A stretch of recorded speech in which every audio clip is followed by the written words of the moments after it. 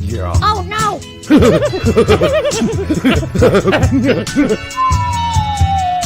Matt, what the hell was that? Wasn't me, coach. Welcome to the Straight Red Card. Get off our lawn. Welcome to the Straight Red Card, the only show where the theme song was actually written by somebody on the show. I dare anyone else to say that they've written their own theme song. I bet you Max hasn't written his own. I'm sure Tack did not write that song that starts his show. No. No. Really? You think so? Right. Yeah. Yeah. Oh, by the way, today's show, we have a new sponsor, is Cologuard. That is the worst logo I've ever seen. Cologuard. What the hell is that? Scoop your poop and put it right here. No, as a personal reference, I have used Cologuard because I prefer that to having my male doctor jam his hand up my anus. So, yeah, I just think that's just a much better. And I'm I'm actually over 50 now. So these are things I need to do to keep myself healthy. So, sponsored by Cologuard. Cancer screening for people who'd rather not be anally penetrated by a doctor. That's Cologuard. All right, that's our sponsor for the day. I know, but this is the thing. You don't need a lot of KY jelly now. You just use Cologuard. And it's not like you have to poop straight into the box or whatever. They give you something where the poop has to go into. You poop in the toilet and you get a utensil you'll never use again and you scoop it out. Derek, you put it in. And your doctor was off. using KY on you, he probably wasn't using his fingers. I'm just saying. I don't know what they use, frankly, but I don't want to ever feel it again. All right, so it's not something I prefer. Cologuard, something I do prefer. All right, so welcome back to the show. Today I'm going to be, I don't know what Brett's drinking, but I am drinking an Ommegang that's a Three Philosophers, made in New York. Yes, Cooperstown. One of the best Belgian beers ever made. And somebody asked last time, why don't you just drink it out of a pint glass like a normal dude? Dude, this is Belgian beer. You don't fuck around with Belgian beer. When you're paying $7 for a bottle of beer, you got to enjoy it in the utensil that is supposed to be poured into. And that is what's called a Belgian glass. It just allows all the aromas and all that shit. I know it sounds snooty, but that's how you do Belgian beers. Shut up, Brett. That is how you do Belgian beers. Straight from the fucking bottle, okay? I'm not going to do that. I'm not a cretin. Only heathens drink Belgian beers. $7 on a beer. That's unless true. Unless I'm out at a restaurant, and then shit happens. I've earned this, okay? I've earned it, so I'm going to do it. Anyhow, Brett's still got a family and kids and people who are just draining his fucking bank account left and right. I don't. I'm single and I'm 51 and I'm going to enjoy the rest of my fucking life. All right. The turd in the background says, welcome. I saw, Turd, that you tried to do the introduction for Tax last show. Right there. And I have to say, I thought we were pretty exclusive together here. I feel a little betrayed. And he didn't even read you correctly. He was like, welcome back to the strip. You know, he was just reading it. Practical Manager TV. Sorry. Yeah, exactly. I do you correctly. I guess the turd, did it hurt you whenever you found out that 29 does not know who you are? We'll get to that, but there's going to be a lot of people that Mr. 29 doesn't know. Why? Because he's not a soccer fan. That's why all these morons on Reddit who are like, he doesn't even know who Eric Ronaldo is. I call a fink. I call a snitch. I call a fake. It was more along the lines of he didn't pronounce Tuchel right. Who cares? Like Tuchel or something. No, they mentioned Tuchel. They mentioned Winalda. They mentioned all the things he didn't get soccer right. Well, he's not a soccer guy.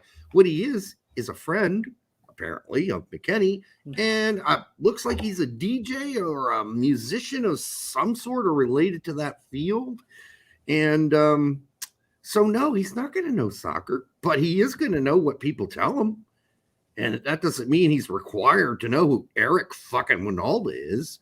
You know, he's just a simple dude, Diego, which is his name. The turd says, welcome back to the straight red card. 29. What a guy. He claims he doesn't know me. I call bullshit. He knows everyone. Super awkward stream. Like the time I caught my wife servicing two men in bed. Well, at least they were in the bed. Been worse if it was in, like, you know, a public spot like the park, and you just happen to show up walking the dog.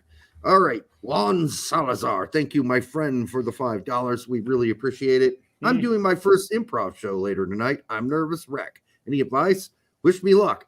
I've never done improv, Juan, except if you consider this improv. But I will say this: I've been on a stage at least 100, 300, 400 times playing music. And I think the best thing to do is just pretend you're just not really there to provide a show. You are there to perform like the thing you're doing because you love to do it. And that'll show through. Like if you're up there self-conscious and you're like, oh shit, I got to get the timing right on this one. Oh, I got to get the note right on this. You're going to overthink it if you're a singer or you're a comedian. I think you just go with the flow and make sure you feel good about it. And I know that's hard to say when you're a nervous wreck, but have a few gin and tonics. You'll be fine. That's what I did. You really want to loosen up the crowd, just walk out naked. That's called absurdist. And that probably could work. It really could. You know, it'd break the ice at the very minimum. Yeah, probably. You know, that is kind of funny because you see this receipt that I got the other day. What is the number on there that everybody can see? 69. It to be a 69. I circled it so it's easier for everyone to see. So you can see I got a cheeseburger, and this is at Five Guys. And so this, I'm waiting for it. I'm just looking at this going, oh yeah, I got 69. This is awesome. And so it was all girls at the Five Guys restaurant. And so finally they're calling out all the numbers and they get to my bag and she picks up the bag and she's probably in her mid-20s. She looks at the number. She kind of smirks a little. I can already see her smirking. She's like, 69, you know, like she didn't really want to say it out loud. Like, I'm sorry, what number was that again? I couldn't hear you. But she knew it. She was kind of already smirking. So when I went up to the counter, I grabbed the bag. I looked her in the face. I said, giggity. It was such a proud moment. And she just laughed. She thought that shit was funny. Anyhow. Nervously laughed. Now Derek's on a list. Yeah, I guess so. But she said 69, not me. I just said giggity. All right, so we're all good there. What else do people... Okay, go ahead. You got something you want to put up there? No, I said, shoo. Oh, okay. So we're all good. So.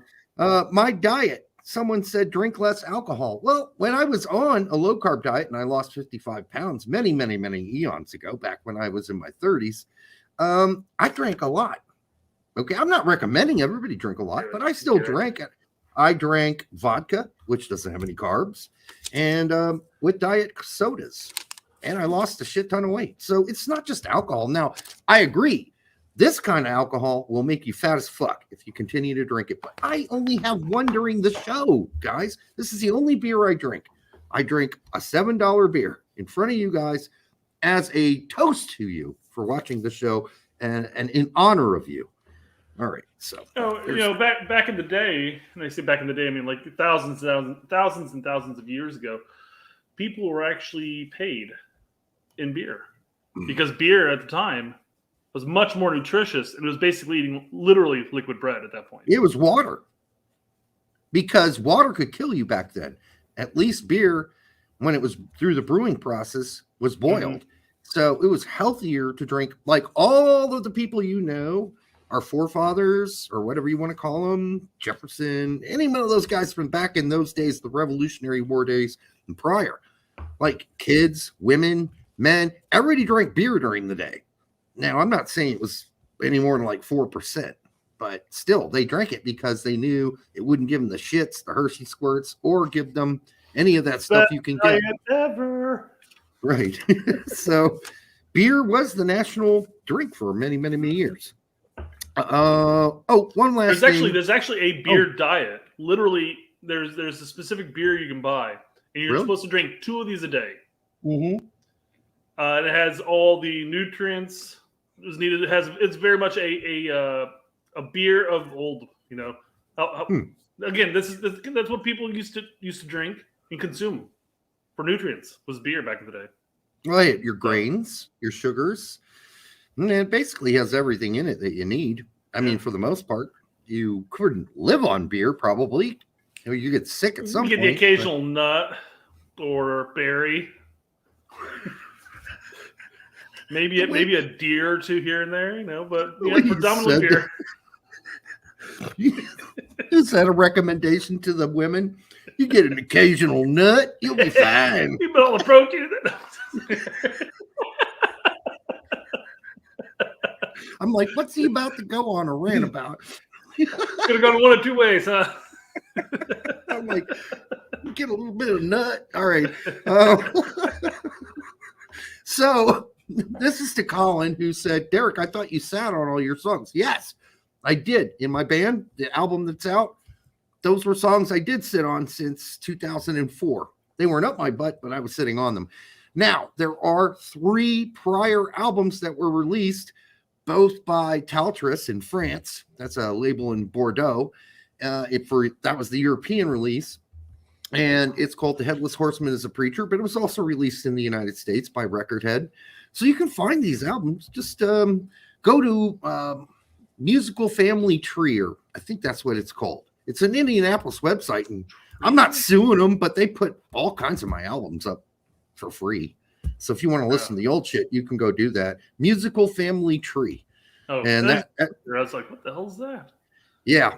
If you look it up, then go in the search section and put Brando and my name, all my old shit will come up from like 99 to 2003. So there you go. Speaking of suing and taking all of our money, I'll have to copyright strike you and take all your money. Chris Gary says, yes, beat some in MLS to the punch. Well, we had to use that interview, which, by the way, looked a little uncomfortable, and we'll get to that later. But by the way, if you're wondering why the quality of my picture right now isn't as good, he smeared some Vaseline all over his lens. First of all, I smeared Vaseline all over the lens because this is typically my jerk-off laptop. The other laptop, it's always when you grab the top of it and close it. Yes, it smears. The other laptop that I had, I was just getting off a phone with my dad, and I had the fan plugged in like usual because I was going to have a puff of the weed or whatever, and I wanted the smoke to go outside the crack of so I got a fan set up that blows it out, right? Well, that fan is hooked to a USB, and that USB goes into my fancy laptop. Well, guess what? My fancy laptop, which has had that USB in it many times, been penetrated by it numerous times during the show when I've done it. Well, didn't like it all of a sudden. Said, I need to pull it out right away. Pull it out. Well, I didn't get to it in time. And the fucking thing not only crashed, it went black screen and the power went dead. Like the computer is dead. So I do have a Dell technician coming over Monday. The equivalency of a accidental pregnancy. Pull it out. Oh. I know. So, whatever I did, apparently, however I fingered my my computer the other night, it did not appreciate and it shut down. That's not really a history of my life. Things usually that I penetrate are appreciative of it. All right, on to the show. Was it Berlin says can't wait till 29 hears about Indy traffic reports, bro. Dude, we're not doing any of those. We do them like once a year, maybe twice. Hey, you know what? Some people come to our show just for the Indy traffic reports. For traffic reports, yeah. Well, things were clear today. Things were clear and fine. I got to work in 25 minutes. Everything's good. Derek, where's the cat? Yes, the cat's not around. I haven't seen the cat for months, but I appreciate you asking. I don't own a cat. I really don't want a cat. There we go. By the way, because of that, I won't be able to see your comments tonight, which I was really having a lot of fun doing because Brett couldn't manipulate me as much because I could see the comments.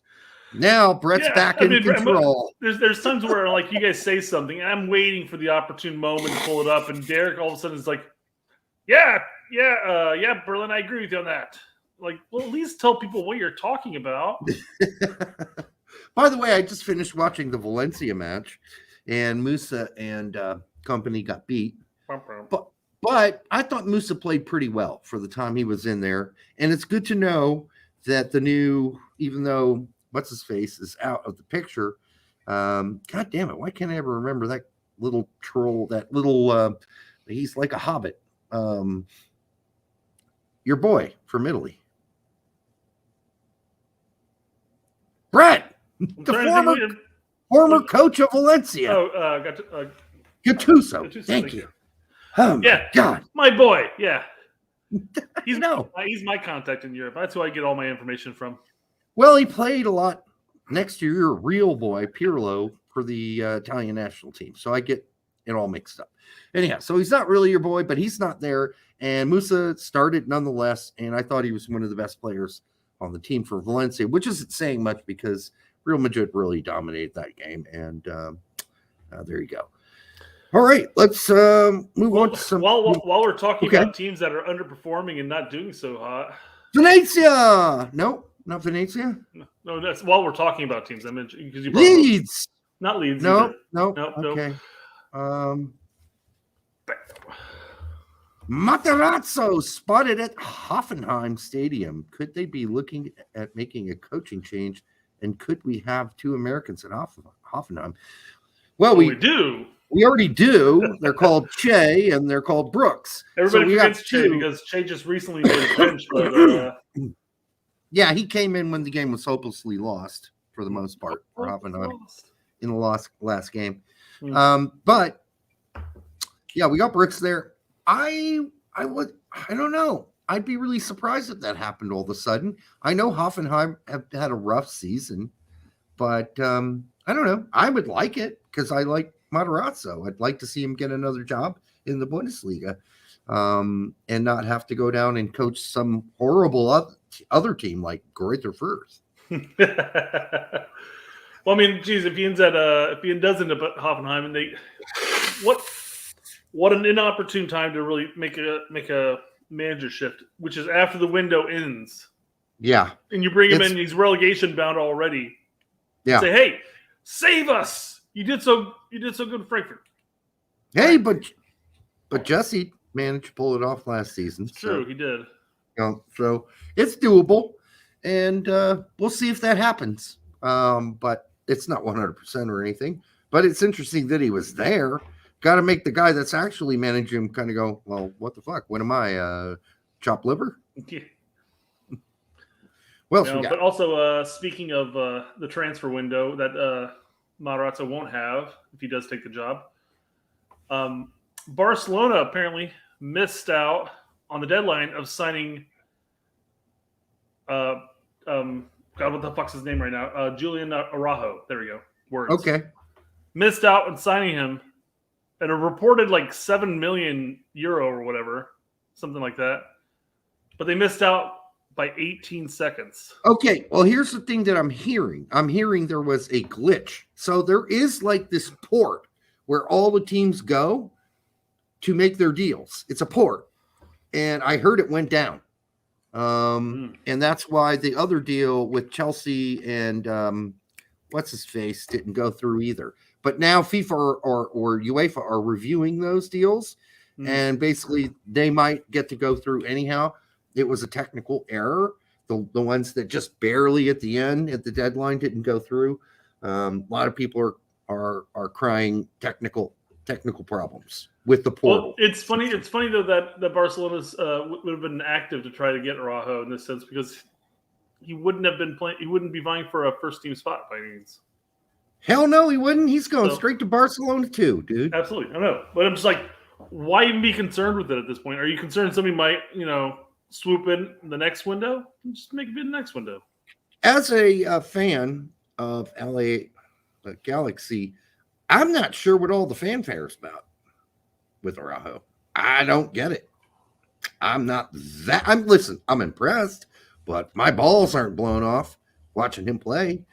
I don't know. He's not a Barcelona player. He's not going to be. He's never going to play for that team. Mark my words. And if he does, I will eat crow.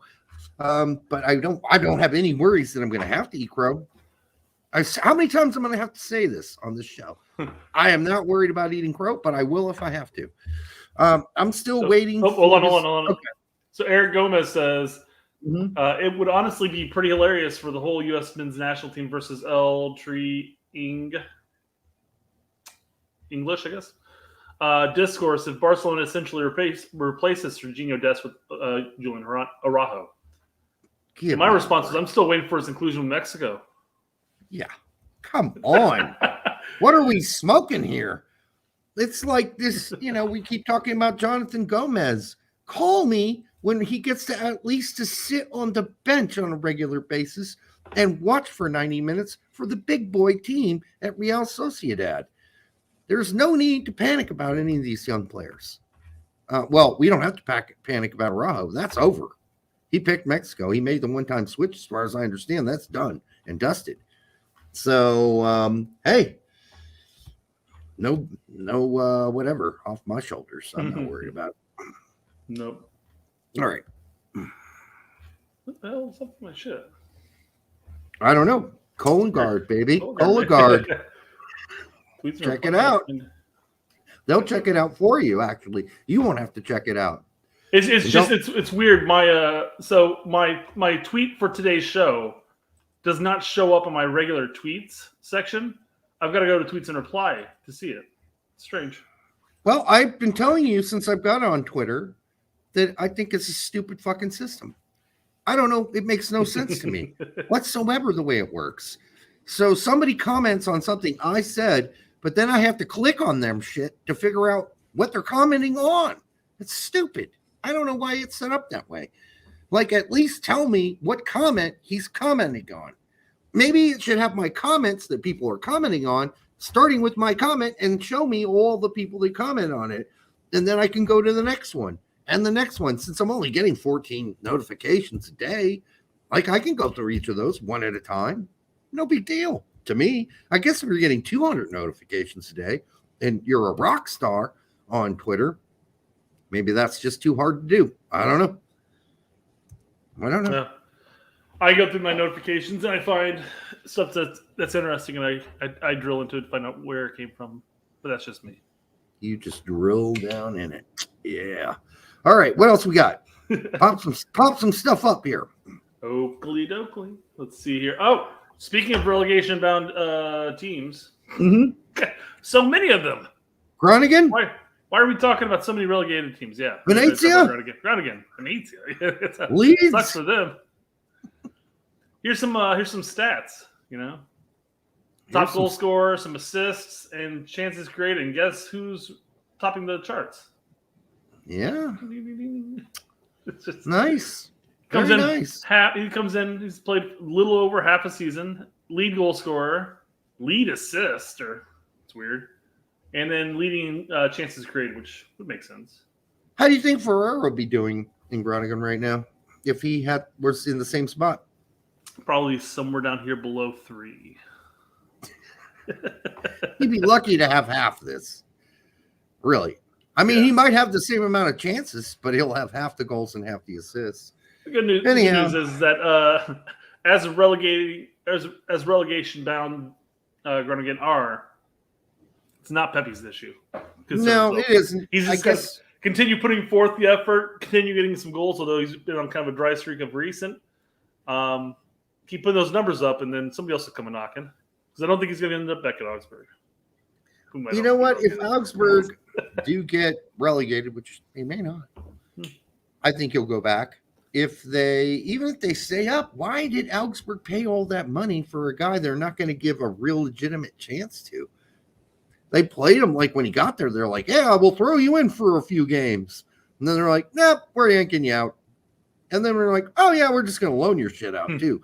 Like, is he that broken that give the guy some time to adjust to the country, to the language, to the culture, to the food, to being alone, missing his family, not having any friends that he can talk to that speak Spanish. Probably maybe one or two players on that team do. Give him some time. Or Spanish, English. I'm sorry. There are probably a lot of guys that speak basic English. So, Johnny Arnold, Balagon is not better than Zardes. Y'all capping or crapping? Capping. I don't even know what that means, but it is. He is better than Zardes, and if you don't think so, Johnny, I don't know. Maybe you should be getting a colonoscopy. As there was something might be jammed up there, clogging things up, i.e. your brain. I hope you're kidding. All right.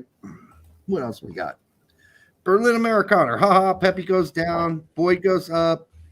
No, Pepe might not go down or going because he might just go somewhere else. As Brett said, if they go down, Augsburg, Pepe might just go somewhere else. But if he goes down, he might stay. You're right. And Boyd goes up. We'll see how Boyd does when he goes up. At his age, I hope he does really well, and it'd be nice for him to do like one last hurrah, score a bunch of fucking goals and shove that shit right in U.S. soccer's face. And then whenever he scores all those goals, he can come out and say, "I'd like to thank my number one fan, Berlin Americana." He will. He really. I hope you always had my back, bro. I hope Boyd knows about you, dude, because honestly, you deserve some credit for backing him this hardcore, even though he's way down. Lion. Who's Lion? Lion. That's what capping means. Capping means lying? Yeah. Oh. Lying with whom? I'm just kidding. Boom, boom. All right. Humor with English lesson with Derek. You come up with like a theme song like I don't know. I know I've talked about the Do before, but Do has these musical puns with the Do. He has like a little song that he plays along with it, and then he does this musical pun. We need to have a grammatical humor with Derek. Yeah. When it happens, once a show. I just want it readily available so that when you do something like that, I can just hit the button and it does the little song with it. That'd be great. Hey. Oh, by the way, you don't know this, Brett. This is interesting. So, where I work, we're responsible for getting out all the Narcan and naloxone to the whole state of Indiana. We were the major distributors of it to stop overdose. So, guess who I got in contact with? The Brickyard Battalion. Oh. You know that wonderful organization we founded? Yeah. Along with about 8 other guys. Remember that? Yeah, I do. You were the vice president? Yes, it's been many a year, yeah. And I was the president. Yeah. And we launched their bylaws. We created the website. We started the shop. We did all this stuff, right? So I write them and I'm like, yeah, I was your first president back in for 4 or 5 years or whatever. And but we need volunteers for more. And I gave them what we need the volunteers for, basically kit packing, because the demand for overdose reversal kits is through the roof. We can't keep up with it at this point. So they're cool. They're like, yeah, we'll do whatever you want, dude. Yeah, we'll get this out to membership. No worries. Give us a picture, tell us what verbiage you want to use and we'll put it out. Not a single word. Not a single word. Hey, thanks for being the first prez. Not a single word. It really hurt my feelings. And, I was like, look, if you don't believe, it's like they didn't believe me. Let's see if I can get this straight. 2014, when we put the gold cards out, what numbers does that say? Member number what? 00001. Number one. I was the first one. All right. He's number one. I am number two. Anyhow, hurt my feelings. I think I may have been 2. Was I number 2? Yeah, you were 2. I don't know if Mason Gabe was 3. Gabe was 3. Put them together. I don't know if I got sidelined. Yeah, Josh got 4. Dude, you look up the history of BYB, it's like we don't exist. It's like, hey, we ran that for 4 years and got it off the ground and put all these fucking these the unsung history of Brickyard Battalion. It's We're going to unreal. have a documentary on HBO or Amazon or whatever. We start Yes. working on that. We're not even the BYB Hall of Fame. Can you believe that? All right, 29 watching along. Excited for 29. Only 29 people are watching. Diego Mendoza. No, it's the 29. 29. The show is about. So he's watching along. 29's watching along, excited for the indie report. Okay. Hey, by the way, Diego, thank you for the $1.99. Assuming We this is the appreciate real it. Diego. Is this the real Diego? We had a fake Diego on Tax Show yesterday. Did we? Yeah. We did. So I don't know if this is. And by the way, if you did, you just revealed your last name. So There you go. might not be your real name. Oh, So no. 29. Here you go. He goes. Diego, Fake 29. Yeah. Okay. But Diego, fake Diego or real Diego, whatever. Thanks for the $1.99. And by the way, that is his real first name. We don't know what his last name is, but that's Could just okay. be coincidence that there's a Diego guy on our chat. Did you see Pete and Tack talking about people should quit bitching about the fucking MLS pass price? Yes. I'm like, it's not the price. The price isn't what bothers me. I mean, it's a little bit. It's the whole idea that fucking MLS is basically going to be mostly just not on major television anymore. At all.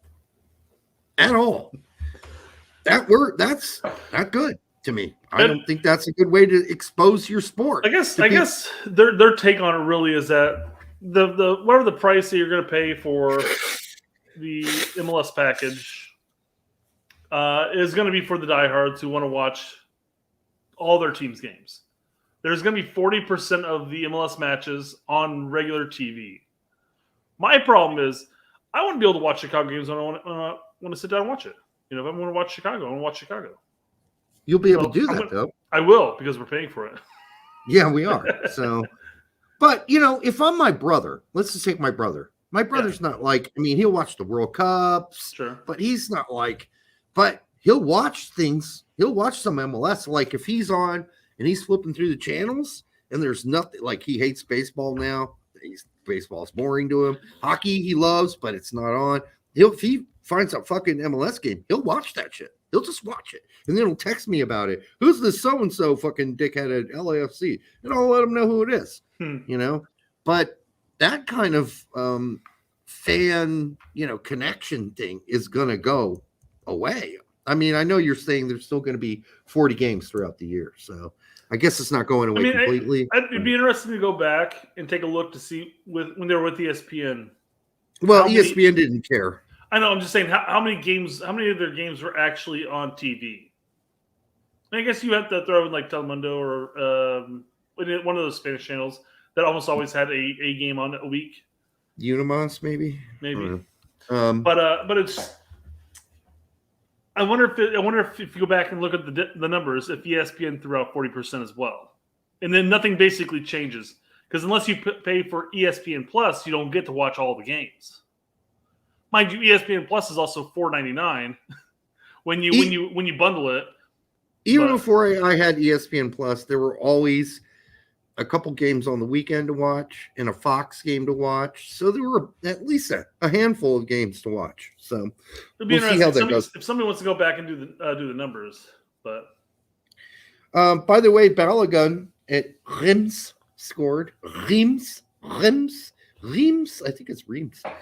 Scored. That's what Charlie Davis said, and I'm going to go with Reims because that's what Charlie said because he played in France. You would think he would know how to pronounce the name of the team. He didn't play for that team, I don't believe. No, he didn't. No, he did. So he said it was Reims, and so Balogun keeps on scoring, and now we got all these people going crazy about Balogun. Well, we don't have anybody really at U.S. Soccer right now, including an intern head coach who can really give him a phone call, give him a pat on the back, and hold a little American popsicle out there for him and say, look at this. This looks tasty, doesn't it? we have people on the inside, though. We have Wea and Musa are good friends with him.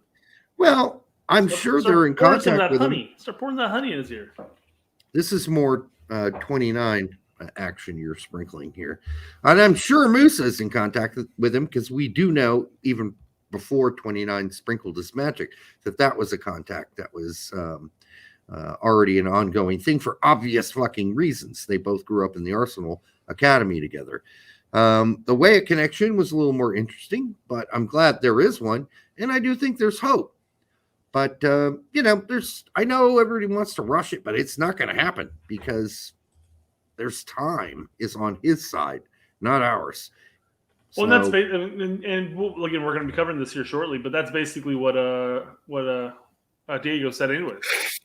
And he goes, like, when I say we're going to hear something soon, it's not going to be like this month or next month. It's probably going to be a year from now. Because, again, to your point, what you just said, why would he make a decision right now? No need. There's no need to rush it. Unless he really feels compelled. And, if Moose can – I think Moose is having a great time with the U.S. national team. It's definitely something he can push.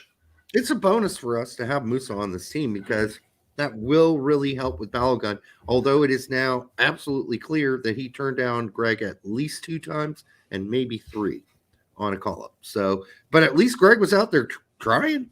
I give him credit for that. He's a super nice guy, apparently, who tries real hard. So I get those are some of his positives. Some of his positives. Tries real hard, calls a lot of dual nats. Well, I mean, that's the thing, though. I mean, we've been talking about like what Brian McBride does, and one thing that got placed on his shoulders is that he's in contact with the clubs and contact with the players. So, how much of the recruiting was truly Greg, and then truly Ernie and Brian? So, or all three. Digging in the weeds a little. Brian's job really didn't have as much to do with recruiting players. As it was making sure players had clearance to leave for things like Nations League or checking up on their health status. When it came to recruiting, actually, you'll note when you talk about some of the players that were recruited that didn't come over, who they met. Like we're talking about the Dutch defender guy, Keith Pierre, who met with him. He met with Greg. Yeah, and he met with Ernie. So, and of course, after that meeting, he refused to give him his phone number, which I think is hilarious. Like, no, not on our first date. No, I'm not giving you my phone number. No. No. So, I mean, yes, absolutely. I mean, giving Greg his due and the way he handled it, and you heard people who did end up coming over. They talked about how, like, Greg basically gave him the space needed. He brought him into the fold and said, hey, feel it out, see how you like it. So clearly he was definitely in contact with him. And that's not anything I was going against there. But I would just be curious to find out how much of it, because we one thing we've always talked about throughout his tenure was, but he's really good at dealing with our dual nats and recruiting and stuff like that. He's certainly good at setting the basic parameters for how it's going to go. Like, it's like, hey, you want to come play for us? Oh, you don't? No skin off my back. I'm just going to move on. Yeah. He just didn't take it personal, which is something I like. Like, he understood, he listened, he knew, why these kids were waiting. And Keith Perry's another kid that, I know everybody was at one point screaming all over about, but where is he now? I know he's not healthy for almost most of his career. At this point. A lot of his professional career, yeah. I mean, he's like, and we're not. I don't know what part of our conversation was where we said that we didn't want him to play for the United States national team. No, we were laughing at the fact that he didn't give Berhalter and Stewart his number. Right, that's what we were laughing about. At one point, all of us rated Keith pretty highly. The problem is, I mean, the dude was out for a year and a half, injured. So the kind of injuries he had are some of the kind of injuries you just don't come back from the same. And we've seen that with other players. Our players. Jordan Morris, Gooch. Zalallo. And then who's that? Ledesma. I don't know if Ledesma there were a lot of people that ever were come back shocked from that Ledesma didn't get a transfer this window. Like, that's like the biggest bummer. I'm like, he's been injured like 90% of his professional career. Who's going to take him? I mean, it's astounding to me that people don't realize that teams look at your injury. Why do you think Johnson, our boy Johnson on the U.S. men's national team, when he retired 3 or 4 years ago, when he didn't retire, he got cut from his team. Fabian Johnson was talking about playing soccer some more. Everybody looked at his fucking track record and said, fuck that. Even MLS teams are like, no way, dude. Are we paying you that much when you're going to play like a fourth of the season? Salary probably requesting. That. Take away some of those injuries, maybe. Yeah, people look at that shit. Why do you think nobody picked up Paxton Pomykal? Or no one's even interested in him? Because he's injured. We can't forget Pete. Pete Dowded. Nobody wants Pete Dowded. He's always limping around with a fucking knee injury. Of course nobody wants to fucking pick up Pete Dowded.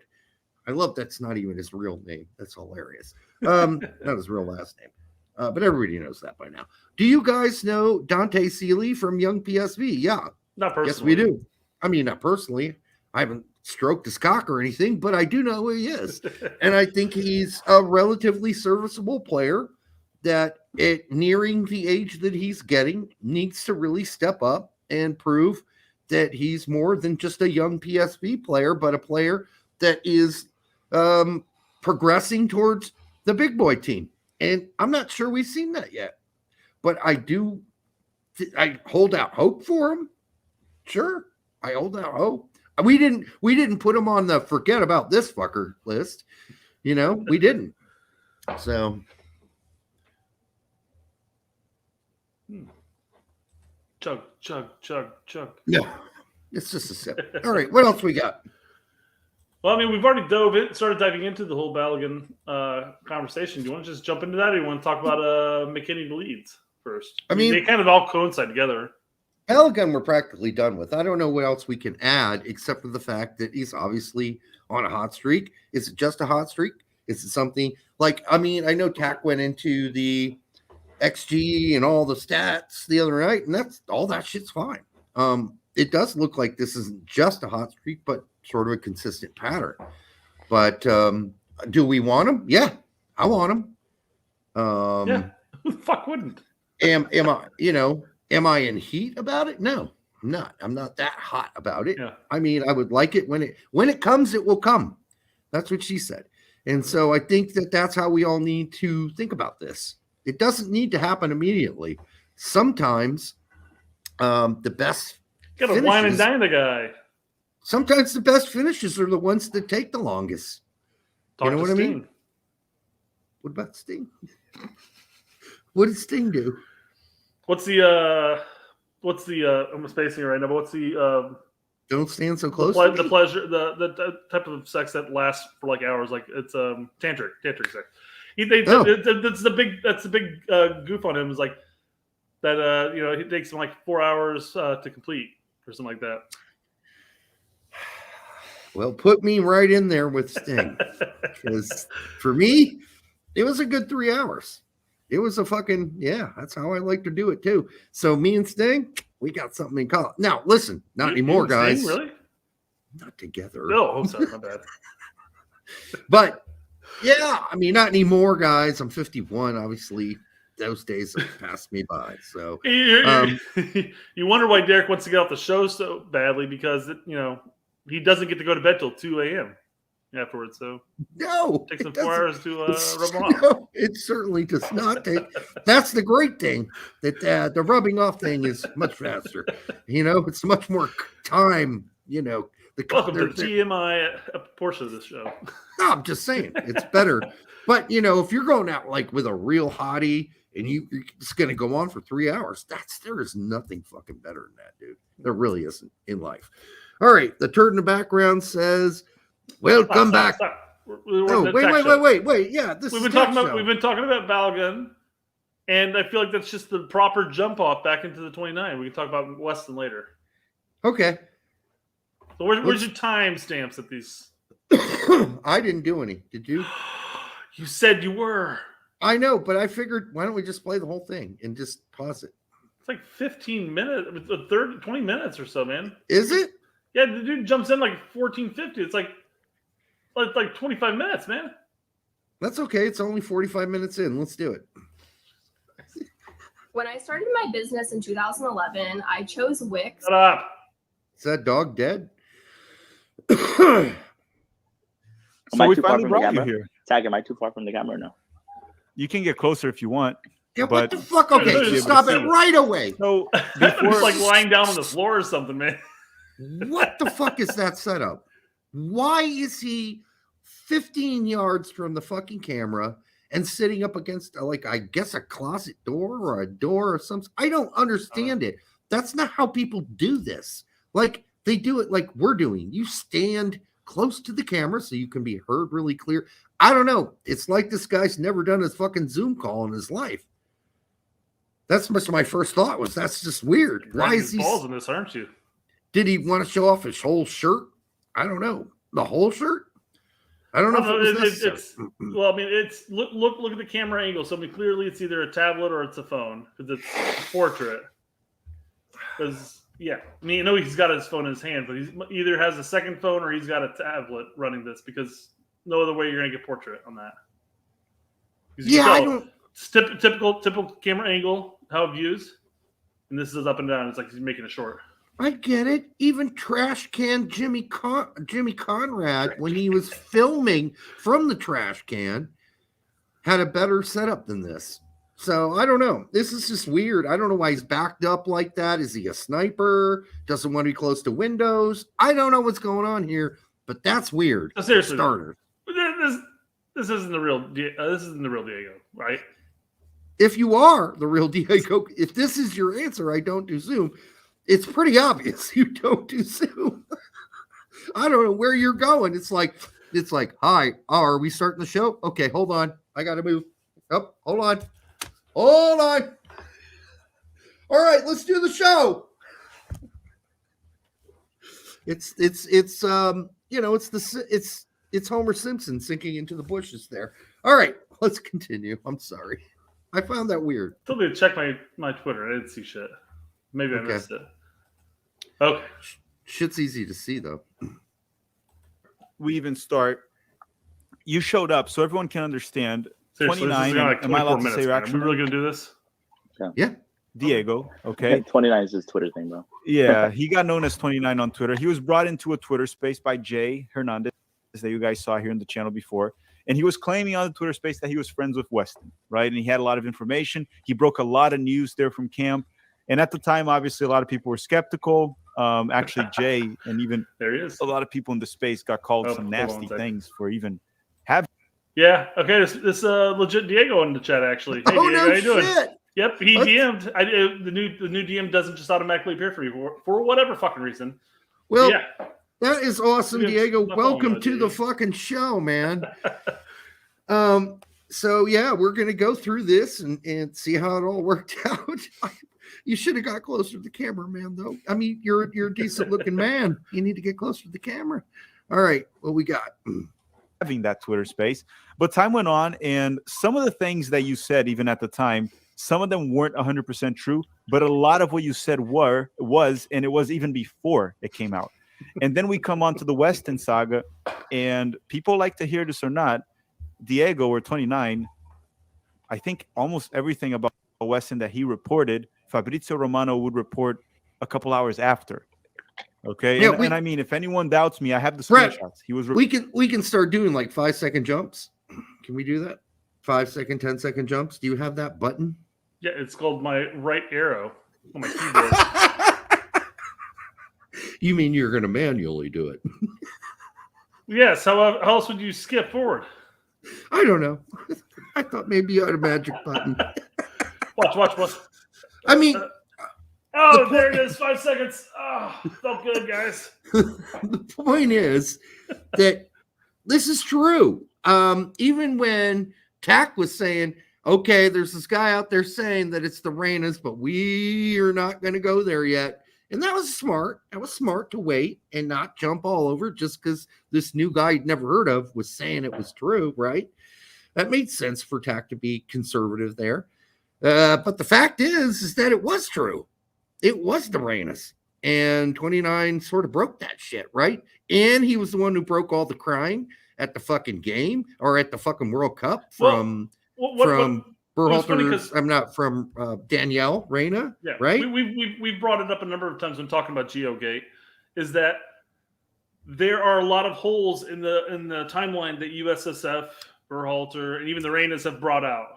Yeah. And everything that Diego has mentioned, especially during that very first spaces, filled in the blanks. And the timeline's perfect at that point. For the most part. I mean, as far as we can tell, it's perfect.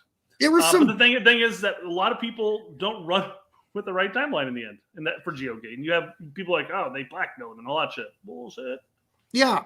Well, and then you have the cocksuckers that were on Reddit. And some of them were like, why are you guys posting up this guy's fucking link for this fucking this was from the original interview, right? On Twitter. And they're like, why are you putting it up? It's all unconfirmed. Well, dude, look at the fucking news. People who are establishment and people are posting fucking stories constantly that are untrue. And guess what? When they get them wrong, nobody says, oh, I'm sorry, I got that wrong. No, they don't do that. But the point is, you let the guy and you publish this up and you let people listen to it. And guess what? If he gets it wrong, then we know he's a fraud. You dumbass. That's why you let people post it up. But guess what? People did post it up. People did watch it. And the only thing he really got wrong out of the whole thing was when they asked him about the vote. He said, you know how McKennie would have voted?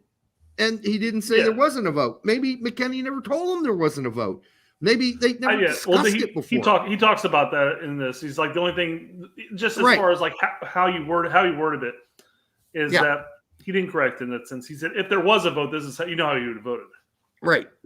And so I don't know if he's wrong or he's just, and then you look at all the comments are like, oh, this guy's sketchy. This guy's this guy's that. Well, okay. Well, name me all the list of things that he said that were wrong or inconsistent. Name him to me. Now that you know all the facts about the Reyna case, now that you know all the facts about all the shit that happened with the Berhalters and the Reynas, I don't know, name the things that were inconsistent or just absolutely wrong. And if people find them and they want to post them here, we'll take them on and maybe Diego can respond. But, I kind of picked apart a lot of that shit today, and I was trying to find something to nail Diego with, but I couldn't find anything. I tried. So, I mean, a lot of what he goes on about is stuff that he would hear from Weston, things that he would hear from other people. He's basically say friends with people he knows in the field, primarily just players. But he does talk about in this chat. He does talk about talking about with agents and stuff like that. Well, he's getting inside step in there. Here's the amazing thing. Outside of me, 3 or 4 weeks ago, or however long ago, was it a month ago, Brett, that I put out the tweet about the Wasserman agency being the leakers of all the players who are not bitching and moaning, but saying like Greg's not really the guy going forward for us. A lot of us have issues with him. That was Wasserman. I've tweeted that. It's been retweeted a number of times. The only other person I've heard the words Wasserman agency come out of their mouths is Diego. And by the way, I know for a fact it was. So he knows something I know, and he's the only other one that knows it. Come on. A second. Are you adding yourself as a source, Derek? Are you one of 29 sources? No, I'm not. But maybe he read my tweet. I don't know. Of course he didn't. But I mean, the point is that everybody in the press already knows this. How do you think I know about it? But no one will publish it. No one will say who it was. No one will expose that person for who they are. So I don't get it. I don't know why. We'll come back to you in just a second. People hate me because I'm not mainstream. I have a unique way of getting my information. Sorry, not sorry. Well, certainly the ways you get your information through agents is no different than how some of us get our information. So I don't know if that's out of the mainstream for, like, let's say, Diego, you were a media or somebody in the media covering the sport, you get information from agents all the time. They leak shit left and right. They've been doing that for fucking 30 years. But so I don't think it's out of the ordinary. The only thing I found a little out of the ordinary, honestly, was that, some of your connections with the music industry. And, I didn't see that coming, that there were connections through music and whatever that got to people like He mentions the Balagun and even McKennie through the partying atmosphere or whatever it is. Well, he mentions that the rap and hip hop scene goes hand in hand with just sports in general. So yeah, and he's got a friend who's really good friends with Balagun. And go and watch the whole interview, guys. It's a good interview. Yeah, I mean, some of us do still have some connections with former players, and that's how we get our info. So it's always like from somebody in the know, but it's not always 100%. But if you're in direct contact with McKennie because you're his friend, then a lot of that shit was probably extremely true during the World Cup. I mean, it's still from a person's perspective who's hearing it and seeing it. And you know how that goes. That's still, there's still some subjectivity that goes into that. It's not going to be 100% objective. You want to skip ahead about 3 minutes? Oh, real quick, Jose Lopez for $1.99. Oh, Jose, sorry. 29. Peace. We can send a shirt to 29. What's your Brett? Do you ever check the Straight Red Card email? No, not really. Hey, just DM Brett at the Straight Red Card on the Twitterverse. I don't know if he's talking to us or not, but yeah, because we haven't laid into him at all yet. Well, Derek posed this topic. It's like, dude, you got to watch the show, the tax show, and everything like that. And, I'm like, what are we going to talk about here? I mean, most of the stuff he's saying is accurate, and it's like you're specifying. You're like, I was literally trying to find something that we can stick it to him on this. I want to stick it to him, but I couldn't because I didn't want But as an investigative person, I want to find the cracks and the holes and the weaknesses in something.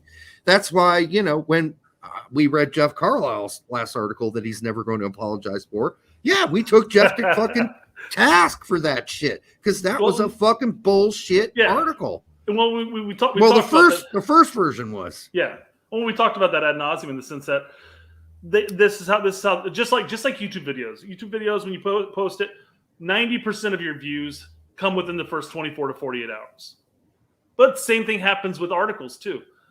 The ESPN article that leaked all the information about GeoGate came out, and everybody read that. Everybody got their minds made up, and then over the course of the next couple weeks, some changes were made to the article. Now the article's relatively factually accurate in the sense that it's allegedly this is that, but nobody's going back to that article to reread it.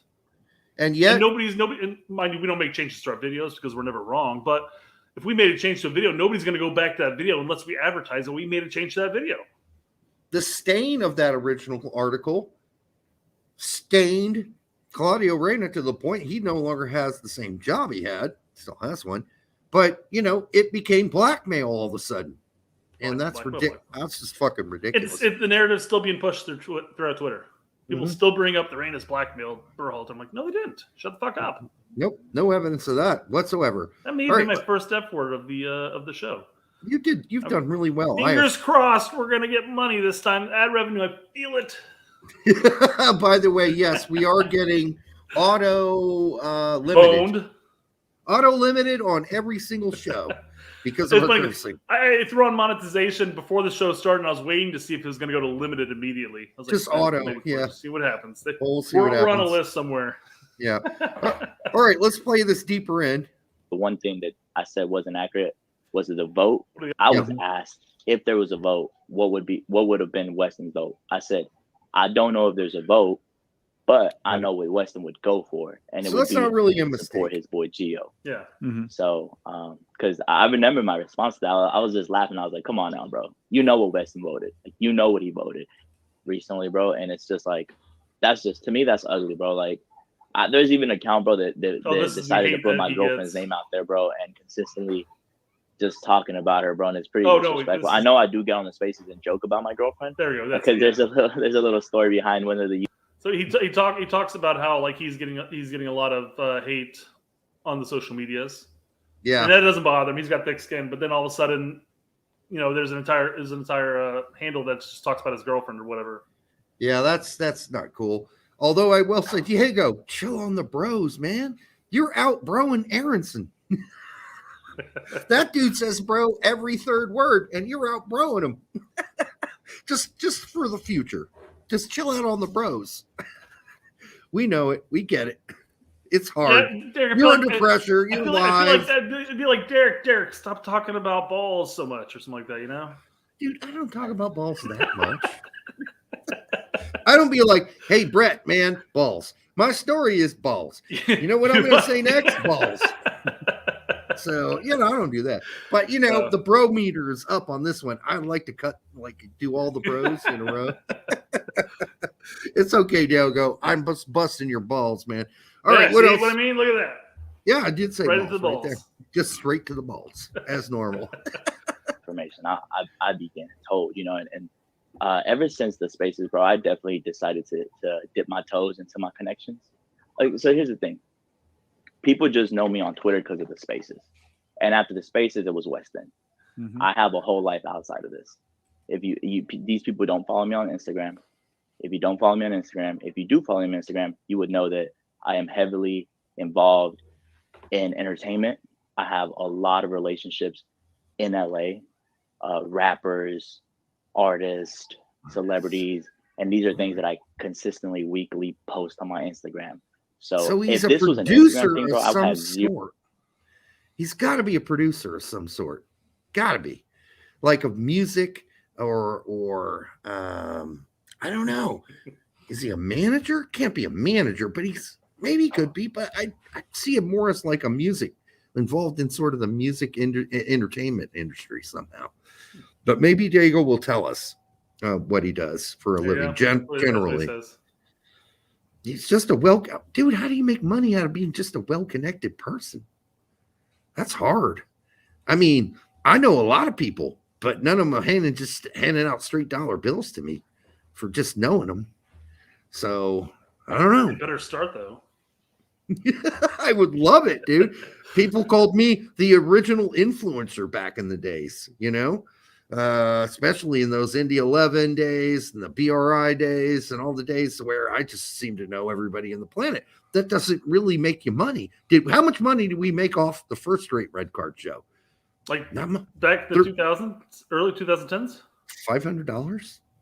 No, hardly if that. I don't even know. I don't even think Well, so. Yeah, we made 300 alone from one commercial group that we did. Oh. So, but yeah, I mean, it's just we made money. What? No. You got your cut. Yeah, God sure. damn it. So try to make me look like I'm running off with the money. But yeah, I mean, I don't know. I mean, I guess you can make money being an influencer today. I mean, certainly, I guess that's possible if people are watching your Instagram and watching your YouTube. Says Diego's a good fella. That sounds a little risky to be a good fella, frankly. I think I'd stay away from that job opportunity. All right, let's continue playing. Here we go. He expands a little. I have a business that go hand in hand with my connections. Oh, we could be a fucking agent. Oh, wait a minute. He's an agent. That's why he knows all these other fucking agents. Well, he talks about how he's interested in getting into the sports side of agency when he talks about Westerman later. So right now he's sort of an entertainment rep, I bet. Artist and entertainer rep. Okay, we're just IRS guessing. is accepting. Shut up. TurboTax. TurboTax. Like, actually take some of your guys' hard-earned money and spend it on whatever the YouTube Red or whatever the fuck that gets rid of these commercials. So agents Fuck's agents can cross-pollinate. Like sports agents can cross-pollinate with entertainment agents. It happens a lot. Like especially if you're like LeBron James, you have one of each, right? You have an entertainment agent and you have a sports agent. You have like two. or two people that rep you on both sides. So jokes on them. I don't do taxes. Well, John, that might catch up to you after a while, unless you're self-employed as well and hiding your money underneath your mattress. Even then, as we move forward, there might be a way for them to find that out because we're living in a creepy world right now. All right, let's play. Oh, but yeah, no, Tim Weah and Eunice are definitely really close to Flo, and they definitely. But I call him Flo. I don't. It's almost like I I'll have these look at refer to him timestamped. by I his don't. last name. I call I'm him just Flo skipping ahead. because the way they Happens to be refer to him perfect timing. is Flo. Flo. That's what they call I know. it. Flo. I like And, Balogun better. Yeah, Balogun. But yeah, so the way I've been referred to him is The guy Flo. has gun in his name. It's literally the most American thing possible. Very American. American. I was gonna say Texans. Americans do love their guns, bro. That's political. I don't want to get your YouTube. Good. That's smart. Yeah. Stay out of that. He knows how the game runs. Yeah, he knows what toes not to step on. Tact is now a gun channel apparently, and he's on a list. He's an NRA member. Suddenly. So hold on. Jose was making sure we saw Diego's comment here. Rappers want to be athletes. Athletes want to be rappers. I hear you, man. Yeah. For $5 says the same thing. Yeah. Yep. You know what? The funny thing, I was in the music business for a long time, and I never got an agent. And look where I ended up. On a soccer podcast. There you go.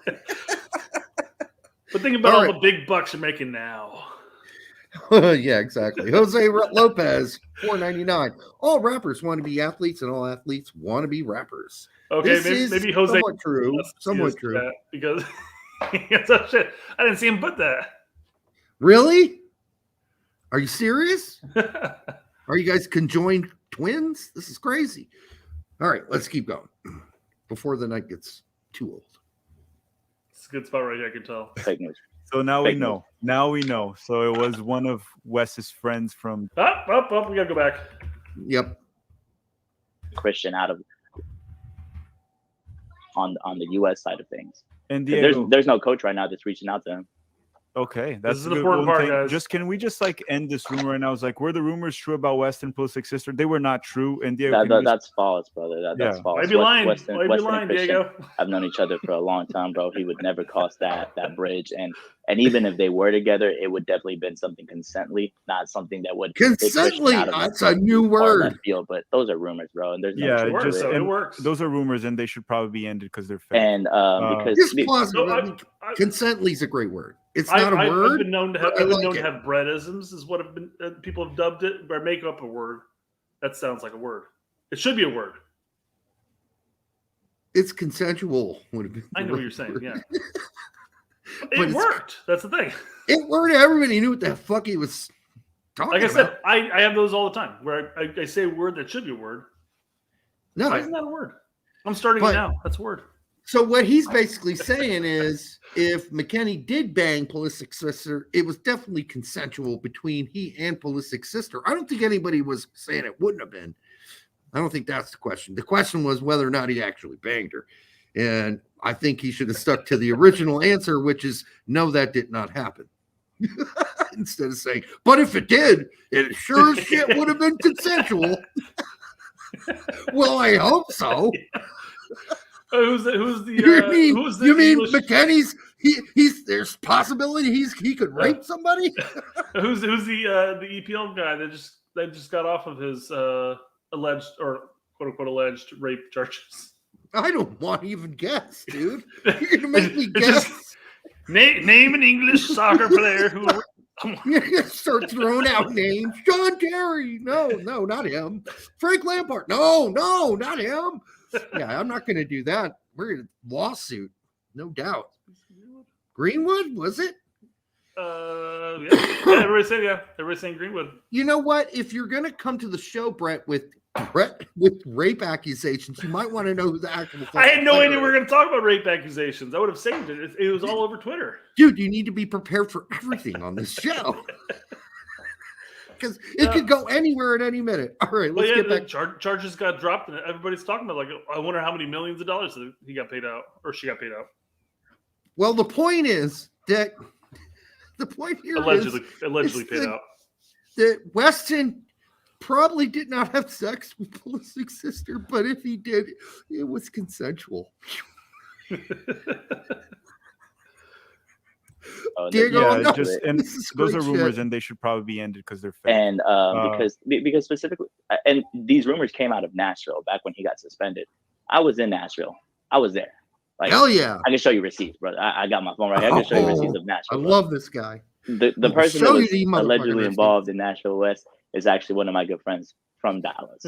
So not Christian Pulisic's sister. You hooked Wes up. Okay, so fake news, brother. Fake news. Imagine if he's good friends with her, that Weston probably knows her too, though. It's not like he just out of the blue, like, hey, here's my good friend, you know? Yeah, it sounds like everybody knows everybody, which is, that's fine. It's a big, thing there. It's an orgy? I don't know. No, it's not. No. Probably not an orgy. It's just Wes and that chick hooking up. And we don't know who she is. I'd like to know who she was. But reached out to Cash and I was like, hey, what's up with Fullerene? That's your boy?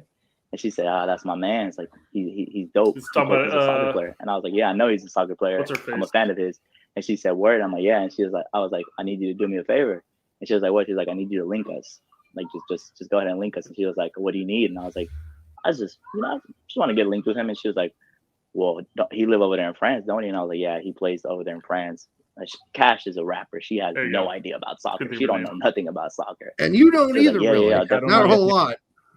That's the one thing that people criticize Diego about. And we mentioned this earlier. It's like, oh, he doesn't know who Eric Winalda is. He doesn't. Well, he's a fucking entertainment agent. He's not a goddamn soccer agent. He's not a fucking sports, soccer aficionado. He's just friends with the guy.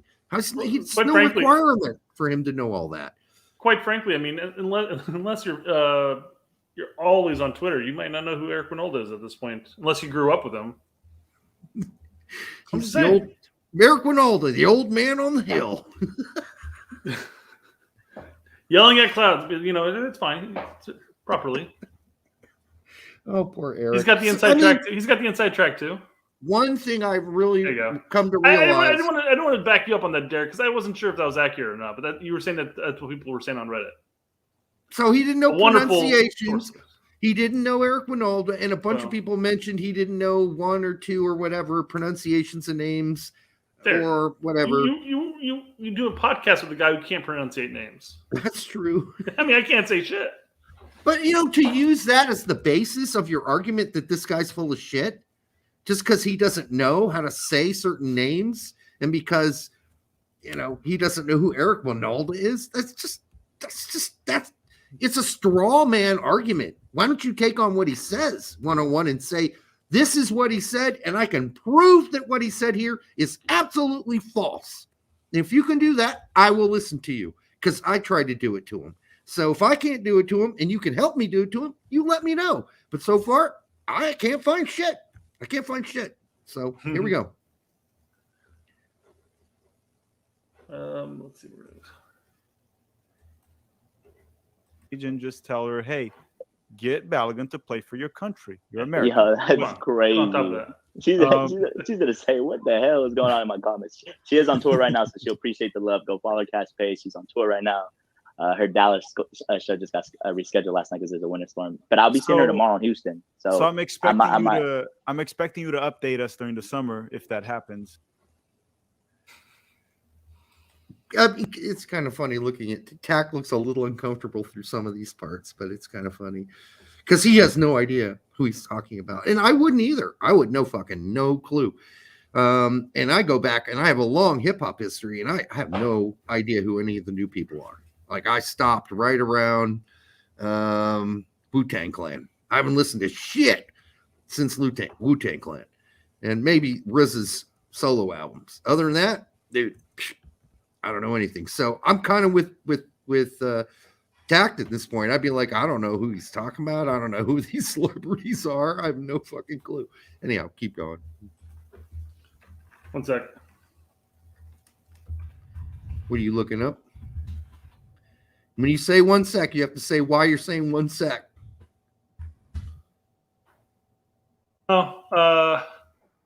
Diego says, I'll come on if he wants me to. I'm not sure if he's talking about us, but I sent him the link. So any questions you might have, Derek, you better have them ready. Oh, you're going to bring him on the show? I sent him the link. All right. We'll see what's up. You know what? I'm gonna be in Houston tomorrow with Cash for her show, validation, and then I'm gonna take it from there. And then my next move is gonna be connecting him and Wes in the summer in Miami, because me and Wes like to turn up in Miami in the summer. So that's gonna be my next move. And then we'll let Wes. You gotta stop leaking your moves, man. Nah, bro, it is what it is. You're gonna see, man. They're not even moves, bro. People know that Wes likes a good party. That's not new news, bro. No, Wes it is Yeah, not. man, he hosted a party during COVID. No shit. He got dinged. fined. He got fined by the team and told to stay off the fucking pitch with the team for weeks on end. Couple weeks. Yeah. Practice alone over on the practice field. I mean, listen, I don't know if I really want to know that about. I mean, I guess it's okay if I know that McKennie's a big party guy, you know. I don't mind knowing that. I kind of already knew it, but it's like I hope McKennie chills a little on the partying, because this shit's getting serious here at Leeds.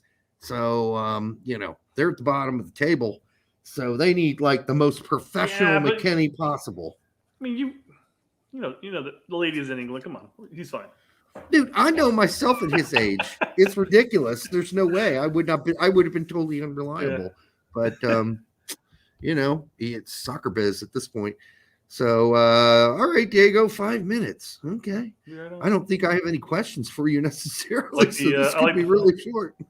Like the term janky setup. That's nice, because I say janky every now and then, and just don't think it gets enough love. Okay, Right. But this I wanted to come back to this point, because he does talk about this line from Weston. Although it would be nice to have the full context. Obviously, there's a gap missing here, but I'm sure it's just fluff and filler. But Wes loves a good party. It is what it is. But all right. So before we wrap things up here too, Football King saying both y'all are goats. Plus Kyle owns PV. I don't know what that means. Football Kings. Private Can I McBrain. say something, Jack? Yes. Yo, if you just don't like me, if you don't like what I say, just don't follow me, bro. Like, I'm not with the bad energy. I don't like that. I don't appreciate it. Jack being called out. Just don't follow me, bro. Just go ahead and follow While me, you're bro. seeing the chat. Nah. I don't Just see Twitter? the chat on Twitter, bro. And you said a lot of your viewers aren't from Twitter, bro. So just, man, if you got a problem with me, bro, just block me, bro. Just close your fucking eyes and close the app, bro. Like, just like, yeah, man, just give me a follow. But Diego, before we close things up here, Weston McKennie said this, I believe it was today or yesterday. He said, we did well with Greg Berhalter as a coach. We put a performance at the World Cup that everyone was actually happy with. What's up with that? So before he jumps into this, it's funny because Twelman actually tweeted about this too. Not this interview by any means, but this quote, and basically alluded to the fact that, well, was it any different than the 2010 or 2014? You know, type of. Basically, that's the tone he was going for there. Okay. Should we actually be happy with this result? You know, well, the way that's also phrased, we did well with Greg Berhalter as a coach. That's framed really oddly. That's kind of like, yeah, we did just fine with him as coach, but you could insert Tom, Dick, or Harry in there. Probably would have done just as good, because it's not saying anything about Greg that's positive. It's just making him a noun in the sentence. The proper noun in the sentence. That's it. That's all that is. It's just acknowledging that he was the coach. That's it. Yeah. So, I mean, that's as benign a statement as you can make about a coach. Well, yeah, he was the fucking coach. Yeah, but we did well. He was there, and we did well. You doesn't know? necessarily say we did well because he was there. Is what you're saying, right? Yeah. It's a benign statement. It's just stating facts. Like, yeah, he was there. Yeah, and I mean, as far as the World Cup result goes, when we talked about it plenty already, but it's great to get out of the group. I think Berhalter did some good things during the World Cup as far as just changing his system. My system wasn't quite the system that we played all through qualifiers and everything else. It was, yeah, it was a little janky. And then, and you know, and the boys came out and they played. Yep. So it was nice. It was nice to see that. And move on here. Spoke about this earlier with actually my boy Herc Gomez. They posted it on Football Americas. That's where I actually saw it. I was watching it and I saw it and I DM'd Herc about it. Read between the lines. Fuckers. Verbo. Tax not limited ad or revenued. What the heck? Can y'all read? I mean, he gets ads and we don't. So Diego's now DMing Herc. Oh. Kind of interesting. That's 27. I'll bring that up when he gets in. Pretty interesting that he's pretty connected with all these guys, but it makes sense, right? It makes sense. A lot of what he said has turned out to be somewhat factual, and if you want to get sort of the inside story, so yeah. I mean, listen, any inside story you got to be like, okay, he said that, and I know he's been right so far, but is that possible? I mean, you still have to ask yourself questions, but it's nice to have some inside information. Yeah. Right. And Tech talked about it in the interview here, where he mentions how there have been plenty of conversations between him and Diego, most of which he can't repeat. But it would make sense that when he came out and he had that famous Spaces episode right now, that there will be people reaching out to him saying, "Hey, what do you got here?" You know. Mm-hmm. And I'm not saying he reached out to Diego or Diego reached out to him or they know each other beforehand. I don't know, but yeah, that doesn't surprise me. Yeah, actually, in this part, I'm a connected guy, like you said. At this part, like I'm not even sure why Tack's kind of uncomfortable, but he seems it. But anyhow, we'll ask him about it later. I feel like Tack shows generally hit that 30 to 40 minute marker, and he does some longer ones with Pete when they do breakdowns of games and stuff like that. But I think he has a time limit, and he kind of wanted to rush to the time limit there. You think? All right. I mean, we have a time limit too, man. We're already like 45 minutes past our time limit. What right? time limit?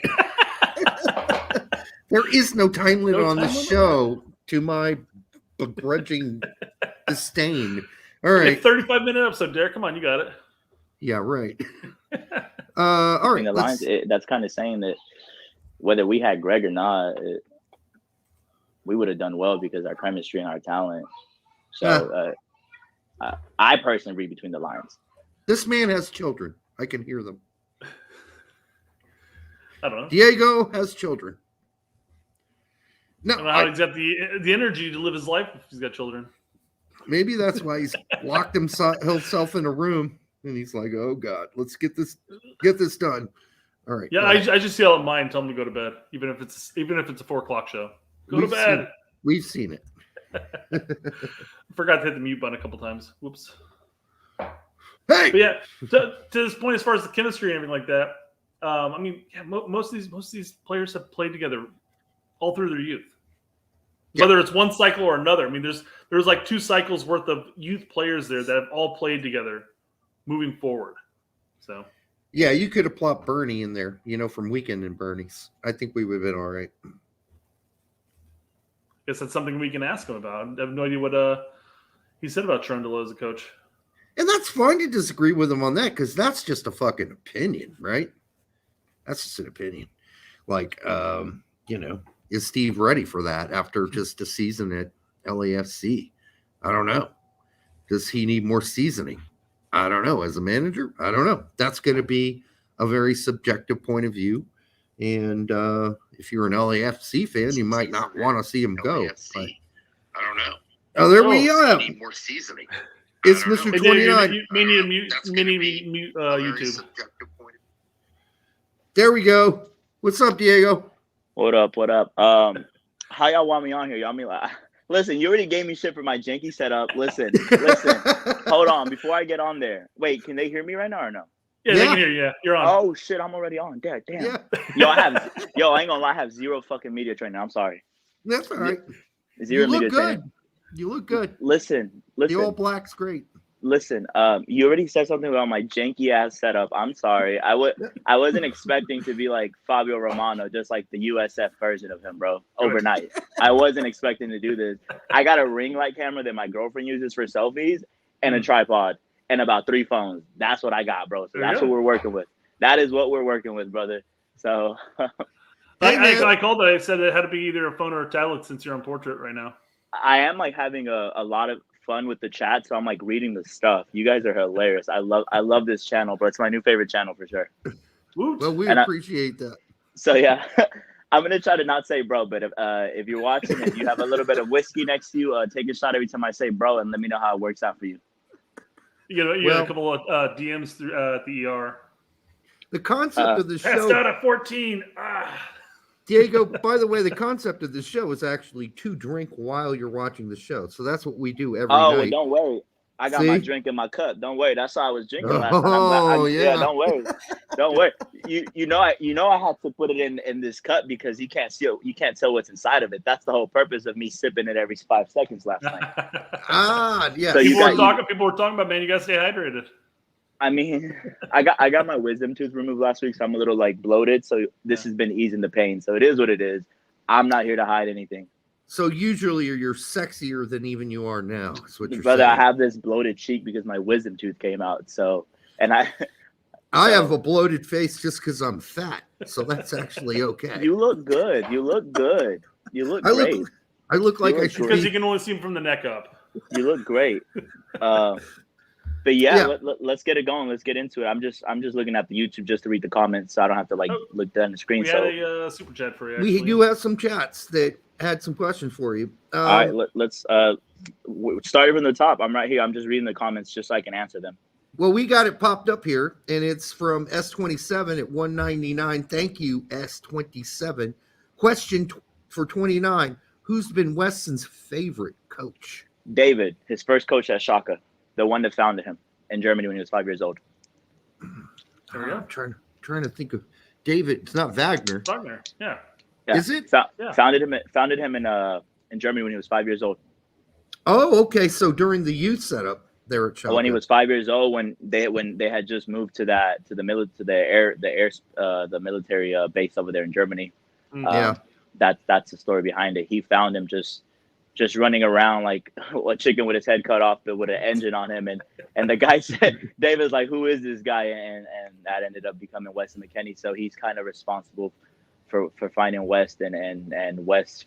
That's kind of Weston's go-to guy when it comes to these decisions. That's his number one guy he goes to when it's like, what do you think about this? What do you think about that? It's David. Kind of like a second father. If worse comes to worse and Leeds are relegated, obviously Weston's on a loan. But let's say Norwich is promoted. Norwich. Oh yeah, he's over there now, correct? Yeah. For Weston, it's all about fit. So his next team should Leeds get relegated, it would be based on fit. Yeah. So if they go up and David convinces him about his fit, then who knows? We might see that. But right now, we're a week into Leeds, so let's worry about that. Yeah, let's worry about that. Let's kidding. Let's talk about that. We've got way too many American presidents there to worry about relegation. Let's just boost it up. Before we get to the Brooks questions, first, Brett, you mispronounced Norwich. It's Norwich, by the way. I'm going to continue saying Norwich because I'm fucking American. I'm just fucking with you. I'm just fucking with you because I said Norwich before. So how long have you known McKennie? How far back does this relationship go? We come up from the club circuit, youth soccer circuit, and when we were younger in Dallas, he played for FC Dallas. I played for a smaller club, but kind of always known who he is, and just played against him, played against FC Dallas, stuff like that. Weren't really that close then, but as we got older, we became closer. So it's been a long time. Was your number 29? Was that your number? Or what's it's the day I was born. You know that no regrets tattoo that dude's like this? Yeah, well, I do that with the 29. So I have the no regrets tattoo, but instead it's the 29 on me. It's the day I was born. And I never expected to go by 29. That's just what they went, because at the time I didn't have my name on Twitter on my handle. It was just DM, like Diego Mendoza. So they just called me 29 and I ran with it. So yeah. Some guys behind the scenes, and Brian DeMarco brings them up here. Are you getting any tidbits about what the real down low was with the John Brooks breakup? They had a falling out. Just Brooks' personality and Greg's personality didn't mend well. That was about it. A common theme there somewhere. It happened during that first, was it the first or second round of qualifiers? It was early in the camp, correct? Early in the qualifying. It was first window. It was early in the qualifying camp cycle. They just had a falling off, from my understanding. Greg just didn't like John's demeanor towards them and just swagger. It seemed like players respected Brooks more than they did Greg, and they listened to Brooks more than they listened to Greg. And I don't think Greg was going to let anyone be bigger than him on his team. So that's kind of the fallout, and it is what it is. But I tweeted earlier, Brooks is going to be back. Well, once you get a new coach, Brooks' presence is too noticeable in the locker room. He's going to be back. That's not up for debate. He will be back with the national team. Yeah, he had a 6-month vacation there, and he first step off for Hoffenheim. He had some missteps here and there, but as a whole, I thought his distribution was key on par as normal Brooks, and looking good. Yeah. How did the players react when they suddenly noticed that Greg was lying, interview after interview about why Brooks wasn't on the team, and clearly they saw something and they knew there was a problem, just like Meg Swanek reported and everybody else reported behind the scenes that I talked to. The players know what's going on the whole time, but they're not allowed to speak out. Greg had that locker room very on hush.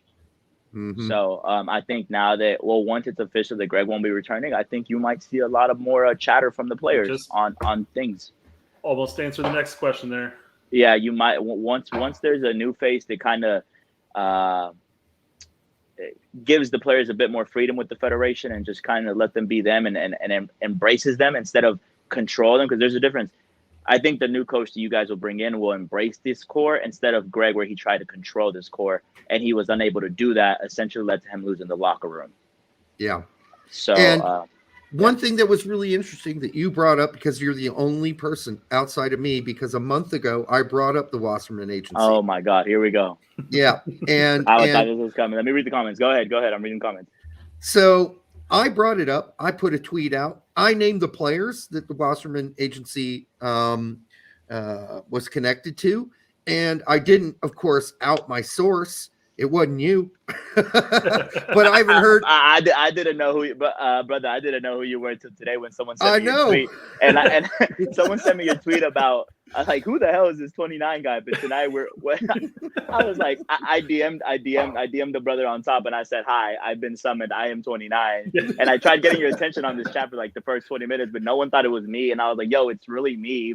I know there was a fake guy last night on Tack. Yeah. Tack was like, "Oh, Diego's in the super chat. Thank you for the tip." And I was like, "What are you talking about? What is that?" Yeah. My facial reaction was like, "Excuse me?" But no, tonight it's me, man. The real 29, Diego Mendoza. I am here. I did not know who you were, so I was not your source for that. So if you want to continue on the topic, let's go. Yeah. So here's my thing. Besides me, you're the only one who's named the Wasserman Agency by name. So. I mean, you talked about it a little bit yesterday, and they said, hey, we're cool with it as long as you don't take it over the line. But what do you take that to mean when they say don't take it over the line? Let me break some news for you guys.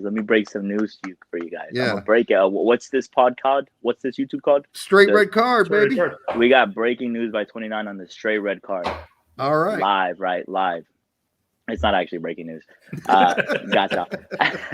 Listen, run the tips up. I'm here all night. If you guys are here all night, the quicker the U.S. soccer fans realize that this is a business and not essentially just soccer, the quicker you guys will be at peace. That American agencies and American athletes love to use the people around them to their advantage to create whatever narrative it is they want to create. But they don't want to do that. So they use the people around their athletes, the friends, the managers, the families, and all that. And the quicker you accept that, you will be at peace and stop questioning these people around the athletes and say, why is his friend tweeting like this? Why is his dad tweeting like this? Why is his brother tweeting like this? They need to be stopped. There's no way they're okay with it. Brother, this is a business. If the agency wants something to be out like leaked, they're not going to do it themselves because they don't want the heat, and they're not going to use their player to leak it. They're going to use the people around them. That's why they take such a huge investment into the people around their client. They take a huge investment into the people around their clients, like the friends, the inner circle. No, yeah, I get that. But that's Diego, the business of it. That's the business of leaking information. Here's the fucked up thing, though. Here's the fucked up thing. We got all these leaks from Wasserman a month ago, right? Right. Not a single U.S. writer, a writer who covers the sport for the major papers, use their name, Wasserman Agency. No one would say it. And listen, I don't 29 is different. 29 doesn't. You cannot control 29. And there's I agree. There is because guess what? Wasserman can deny it.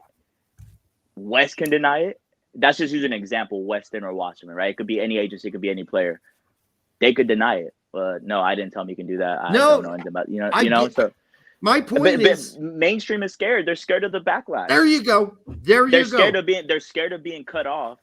That's correct. By their agent, by their sources. Guess what? I don't care. This is not what I do for a living. I cannot be cut off because I don't feed my children this way. So I cannot be cut off. I am. So you do have children. I have one. He's a 4-year-old. Okay. Yeah. I have one, but my nephew was with him last night. That's why you heard all that yelling. It was my nephew. Yeah, that's what I heard.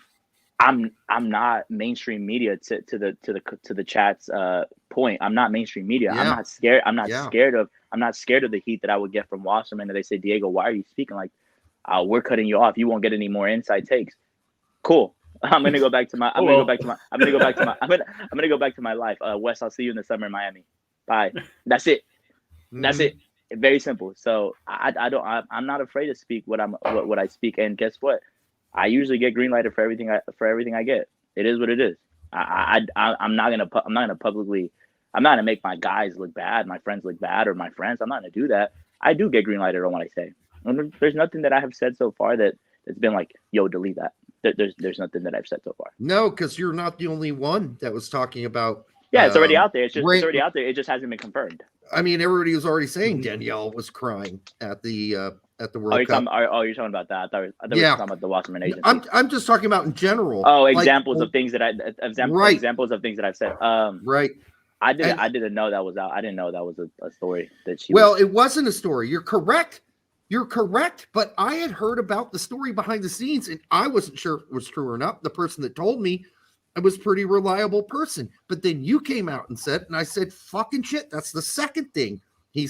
Was the first thing you said that I had already heard. And then the Wasserman agency that you did last night was the second thing that I had already heard, but I had published that you said. And I'm like, okay, can this be coincidence? I seriously doubt it is. I seriously doubt a lot of this is coincidence. Well, and that's just two things. And you've said a lot more than two things, by the way.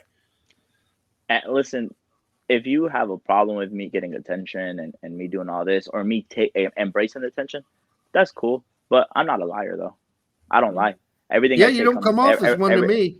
Everything I say comes out to light later. Like the Leeds saga. If you follow me on Twitter, I know you guys don't, but there's a lot of people in the comments that do follow me. I was hours, even days ahead of Di Marcio and Fab Romano. Mm-hmm. How is that possible? Yep. Unless you're really in the loop on an hourly basis, and that's the only possible way. So if you want to take my credibility away, that's cool. I have receipts, and everyone else does. Nobody that's legit can take your credibility away from you, except for if the mainstream press try to trash you unfairly at this point. It hasn't got there, but I'm hoping to run into Alexis Lalas in March in Orlando. I'm hoping to.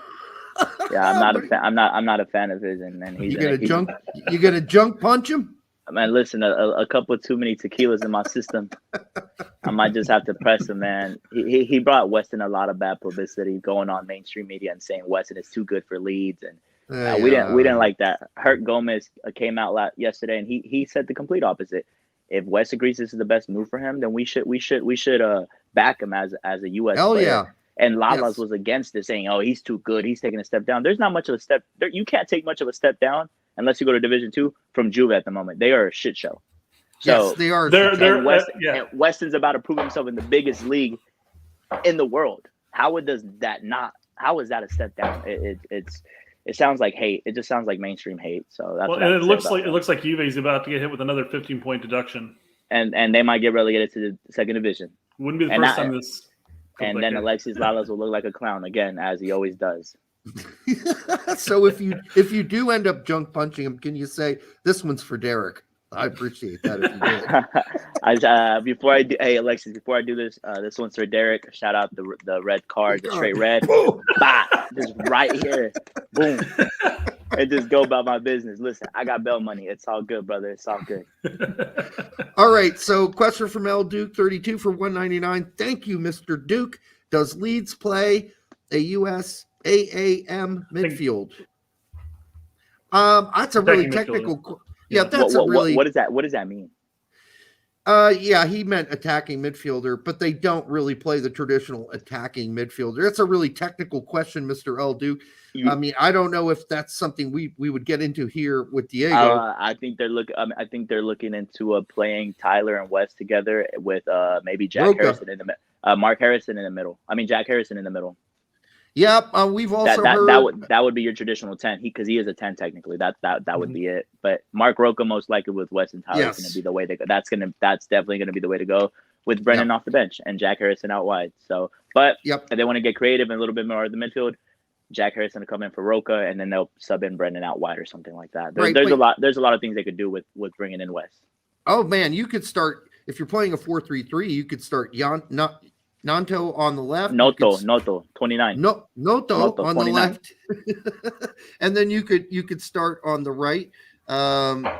It could be a whole host of people, but Sinistera is who I'd start on the right. Yeah, and Rodrigo just got hurt today, so there's so everything they planned, everything they already had put in the drawing board with Western coming, they got to go back to it.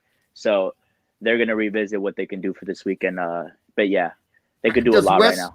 Does West feel like he's going to start this first game right out of the gate? Man, Casemiro wasn't starting for Manchester out the gate because it's just such a different. It's just the Premier League is just tough, man. To come in the middle of the season, it's just tough. And I know West is in shape. He's been playing 90 minutes the last 3-4 games for Juve, but he's been playing at right wing back. So I mean, that's kind of the reason why.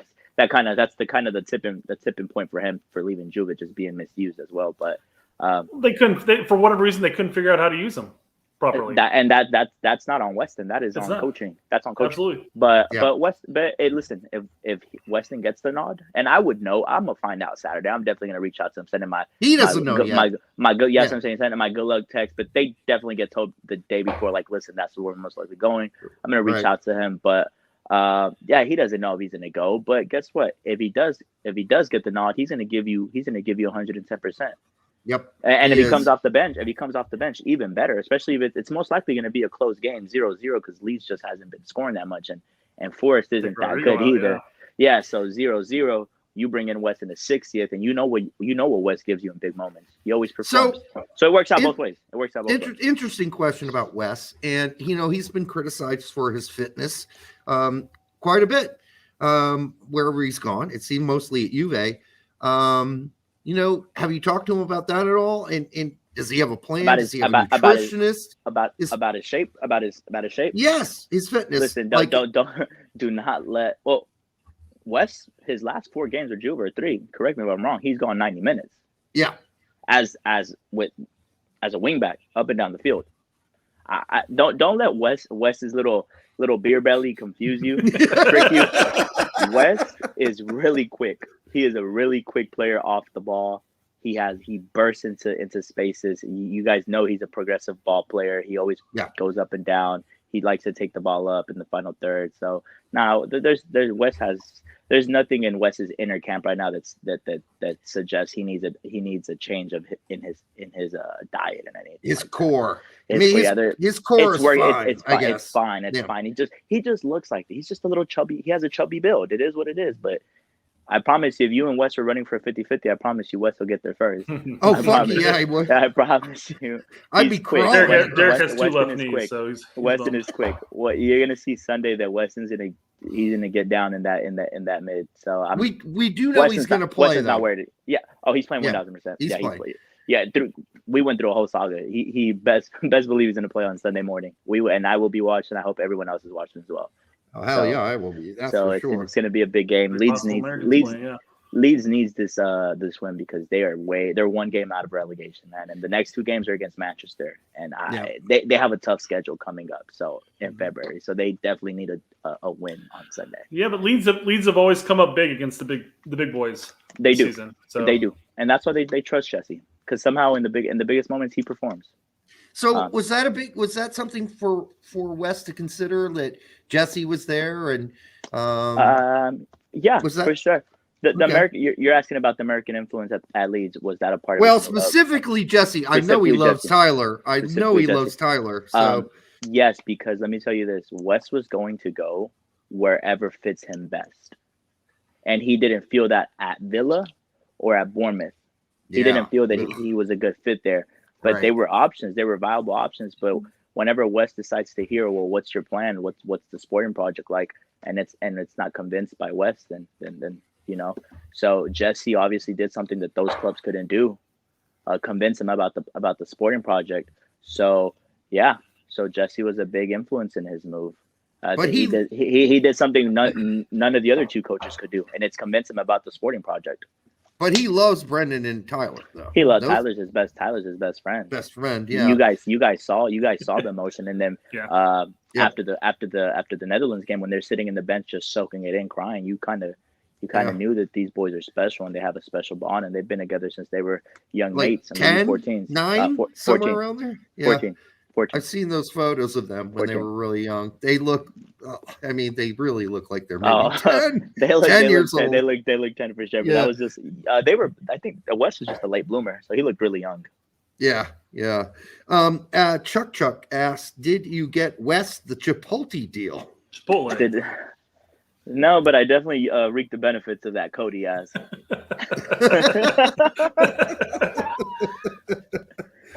So I love me a good bowl, man. I love me a good bowl and a burrito. So when would you say you're sort of part of Wes's entourage? Like, do you go to like major events where he's at? I know that's a tough word. Entourage is not a word. Entourage is used for rappers because rappers usually provide everything for the people around them. But I have my own life. I have my own business. But I'm just a really close friend of Wes who he trusts, and I'm in the mix with him. But when he's in the States, yes, I do move with him. We do move together in the States, whether it's Dallas, whether it's Miami, whether it's LA. We do move around together, but I'm not his day-to-day entourage. That's really just his assistant. He has an assistant that moves with him everywhere, and that's about it. It's just Wes and him at all times together. But when it comes to his games in the United States, I'm always going to be there with his mom. Me and Tina are really close, so me and her we'll go to games together and we'll do all that. But entourage, I don't really like that word. No, it's the only word I can get. But you hear the awkwardness from Derek when he said it too. Yeah, you can tell. Entourage. He's like, I don't really want to. I don't want to roll this out. I was going through my list of synonyms and like, oh shit, no, that this one is the doesn't best work. Yeah. Brian DeMarco at $5. Thank you, brother Brian. Worth every penny. I think that was in reference to, I think he's the one who brought up the Brooks comment. Yeah. I mean, listen, this is really cool. Like, we didn't know you before this. Of course, we're friends with Tack and we're friends with Pete. Tack is my guy. I saw your comments about Tack look a little uncomfortable. No, just Tack doesn't know anything about rap, so he kind of just like, let's skip that part. But I'm trying to tell Tack. Listen, I'm trying to tell Tack. Listen. It goes hand in hand. Believe it or not, it just goes hand in hand. Like rappers want to go to play. I mean, athletes want. When it comes to Fullerene, he's gonna come to the United States if he feels comfortable. Yeah. If he knows that he's gonna be able to mix and mingle with certain people that he enjoys that are from here. So it just goes hand in hand. That's what I was trying to explain. That it simply goes hand in hand. That's all. It's amazing to me how much that is all mixed up. But you know what? It's really not that different from back in the late 70s and early 80s. I know I'm taking you way back because I'm an old dude. But in the height of NASL and the New York Cosmos, everybody was hanging out the clubs after the games. They were clubbing it. Franz Beckenbauer. It all goes hand in hand. It all goes hand in hand, man. That's what I was trying to say. And I got a lot of hate for why are you bringing up hip hop in a soccer chat. I'm trying to tell you that Fullerene has a connection to American hip hop that he really loves. And I happen to be close to that. That's all I was trying to say. That's really all I really was trying to say. Yeah, man. You understand. And you understand. I mean, if I were playing soccer back in my late 20s, I'd certainly want to be hooked up with the Wu-Tang Clan. I tell you that much. But that would have been, probably shit. Nobody knows who the fuck that is. But Berlin is saying rappers care about soccer. Do you not see how crazy some of these rappers go for Mbappe? I mean, Yeah. Like Yeah. when Mbappe came to New York, he shut it down, and he had so many celebrities at Madison Square Garden just because Mbappe was there. Same with Giannis and Kyrie Irving and Kevin Durant and all of them. Neymar visit them. Like it's just rappers like the soccer. They fuck with certain soccer players for sure, and it goes both ways. Speaking of sports guys, who was at the Valencia Real Madrid game today? But Baker fucking Mayfield was at the fucking Real Madrid Valencia game. Soccer is growing. Soccer is going in the United States, man. The World Cup is coming. If you don't think every major influencer and celebrity wants to be a part of that, except for Ernie Stewart. Ernie Stewart won't be there. And you know what? You know. To another thing, guess what I did? A couple of days before the Ernie Stewart departed, guess what I did? I went on Jay Hernandez space and I said Ernie Stewart's about to leave. That's on record. Anyone can confirm that. I said Ernie Stewart is literally about to leave. Hell yeah. I didn't give a reason why. I just said Ernie Stewart's about to leave. And 2 days later, guess what? Ernie Stewart out. Who gets the credit? No, Cindy. But who technically broke it underground? I did. Again, it's just something that I like. At this point, it's not even funny. You can't argue what I know. You just cannot. So well, brother, I can't. And like I said, I tried, and I wasn't able to do it. So I have to say, anybody doubting you now is going to have to actually prove that you're full of shit, because you have not been full of shit. I might get shit for if Fullerene doesn't commit to the United States. I might get shit because I'm constantly talking about him and saying he's going to join. But that's just my opinion based on a soccer perspective, because he wants to play first team football. And guess what? England can't provide that right now, and neither can Nigeria. So that's my reasoning for it. He really wants to play in these major tournaments. Guess what? You won't play a major tournament for England post 2026. Do you really want to sit for another 3-4 years? Like, you probably don't. That's where my reasoning comes from. The Tim Weah and Yunus Musa. Nations League come up, nothing bigger than that. Copa America is going to be big. Copa America is about to be big. And that's a subjective opinion, by the way, that you are allowed to have. And so people might cook me. I come back, oh, he got the follower. Listen, I do know that Fullerene is in contact. I mean, U.S. players are in contact with Fullerene. Yes, I know that. But I'm just speaking off a soccer perspective. Sure. That's all I'm saying. That's all. Sure. That's my opinion on a subjective opinion on a soccer perspective. For him, it makes most sense to just be the face of the USMNT while the World Cup is coming in 3 years. What bigger stage, what bigger platform will you ever get than that? So, Diego, part of the problem is when you prognosticate as you have earlier, and those aren't prognostications, those are actual facts that you know, and then you put out an opinion. What happens is then people are going to expect that everything that comes out of your mouth is supposed to be accurate, and that's not true. If you hold me to that type of standard and not your mainstream media, that's a bigger problem. That's fucked up, because Diego is still allowed to have an opinion, people, and not everything that comes out of his mouth necessarily needs to be a fact that he knows. Nah, not at all. Not at all. I appreciate that, man. I really do appreciate that perspective. That's why I got sent this link. Someone sent me three people sent me the tweet that y'all made, and I checked it out. And I said, you know what? Let me give these guys a listen, because the way you worded it was like, who the hell is this 29 guy? And how does he know so much stuff? I was like, I am going to join this, and I'm going to see what's up, because I wanted to check you guys out. And honestly, the way you guys were talking the first 20 minutes, I enjoyed it. I thought you guys were just, it's banter. It's not that serious. It's banter. Right. It's just banter. And I saw I was engaging with the commenters, with the comments, and I was like, listen, man, let me jump on here, and this is a cool group of people. Let me jump in here and just explain myself, man. At this point, I don't have to, but just no, you don't. But I'm glad you came on. I might win a couple more people, and that's cool. Like, I appreciate the love. The hate, it is what it is. It's gonna come with it. I understand that. I have thick skin, man. I have thick skin. I've been through a lot. The comments, they don't bother. They don't bother me, bro. That's good, man, because the hate ain't gonna stop, and we're only lucky we've been around for so long that people don't hate on us. But it's really funny. we hold a lot of the same opinions and thoughts that Tack does, and he gets shit on every day, and we don't. I don't know why that is. Tack is so valid, and Tack is so valid, and he constantly brings on big players and big faces to his channel, and people still question him. You can't please everyone. It's impossible. And if you are pleasing everyone, you're lying, because you're just telling people what they want to hear. Well, we are definitely not pleasing everyone. And neither do I. I speak my truth. And there's some people say, "Oh, he's just guessing. He's just guessing." If I was just guessing, I would have been got that lottery ticket by now. If I'm this good at guessing. Okay. Yeah, no, I agree. Some people just think I'm just guessing and I'm getting good luck. If that was the case, I would have got a lottery ticket a long time ago and taken my chances.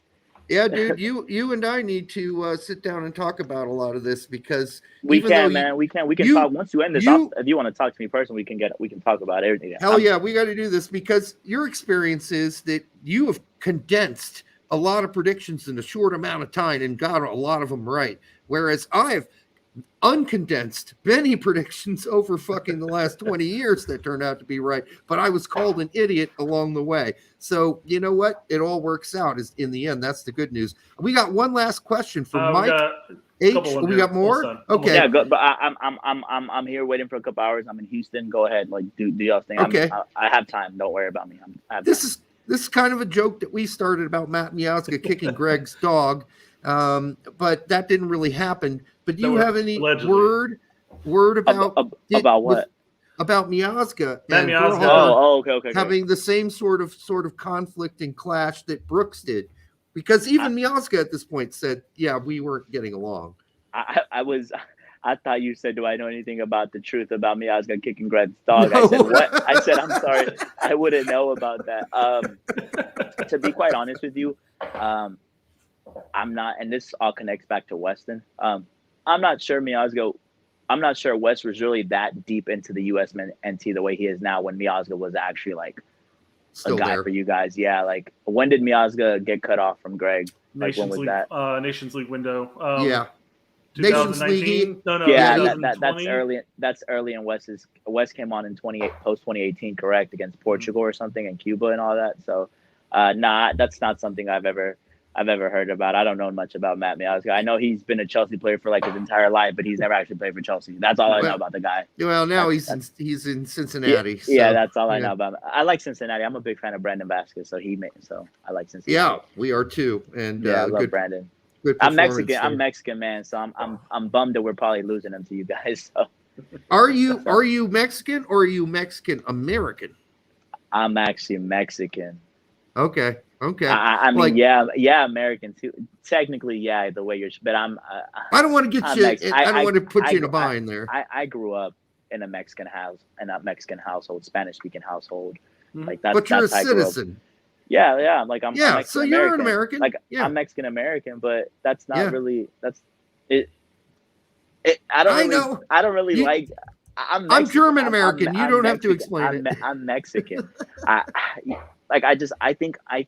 think a piece of paper that says that you're a citizen doesn't really define you. Like Flo. I mean, Ballerin. He's born in America. That man thinks he's English. Like he doesn't claim to be American. He claims to be English, but he was born in America. He's born in New York. That's what I'm trying to explain. It's like, to me, in my heart, I'm Mexican. I have Mexican blood. That's what I firmly believe. But I take a liking for you guys. I take a liking for you guys' national team through West. This is the same conversation we have when we talk about any of the dual nats as options, and they're like, "Well, are they going to choose Mexico or they choose America?" I'm like, "Well, it's their choice."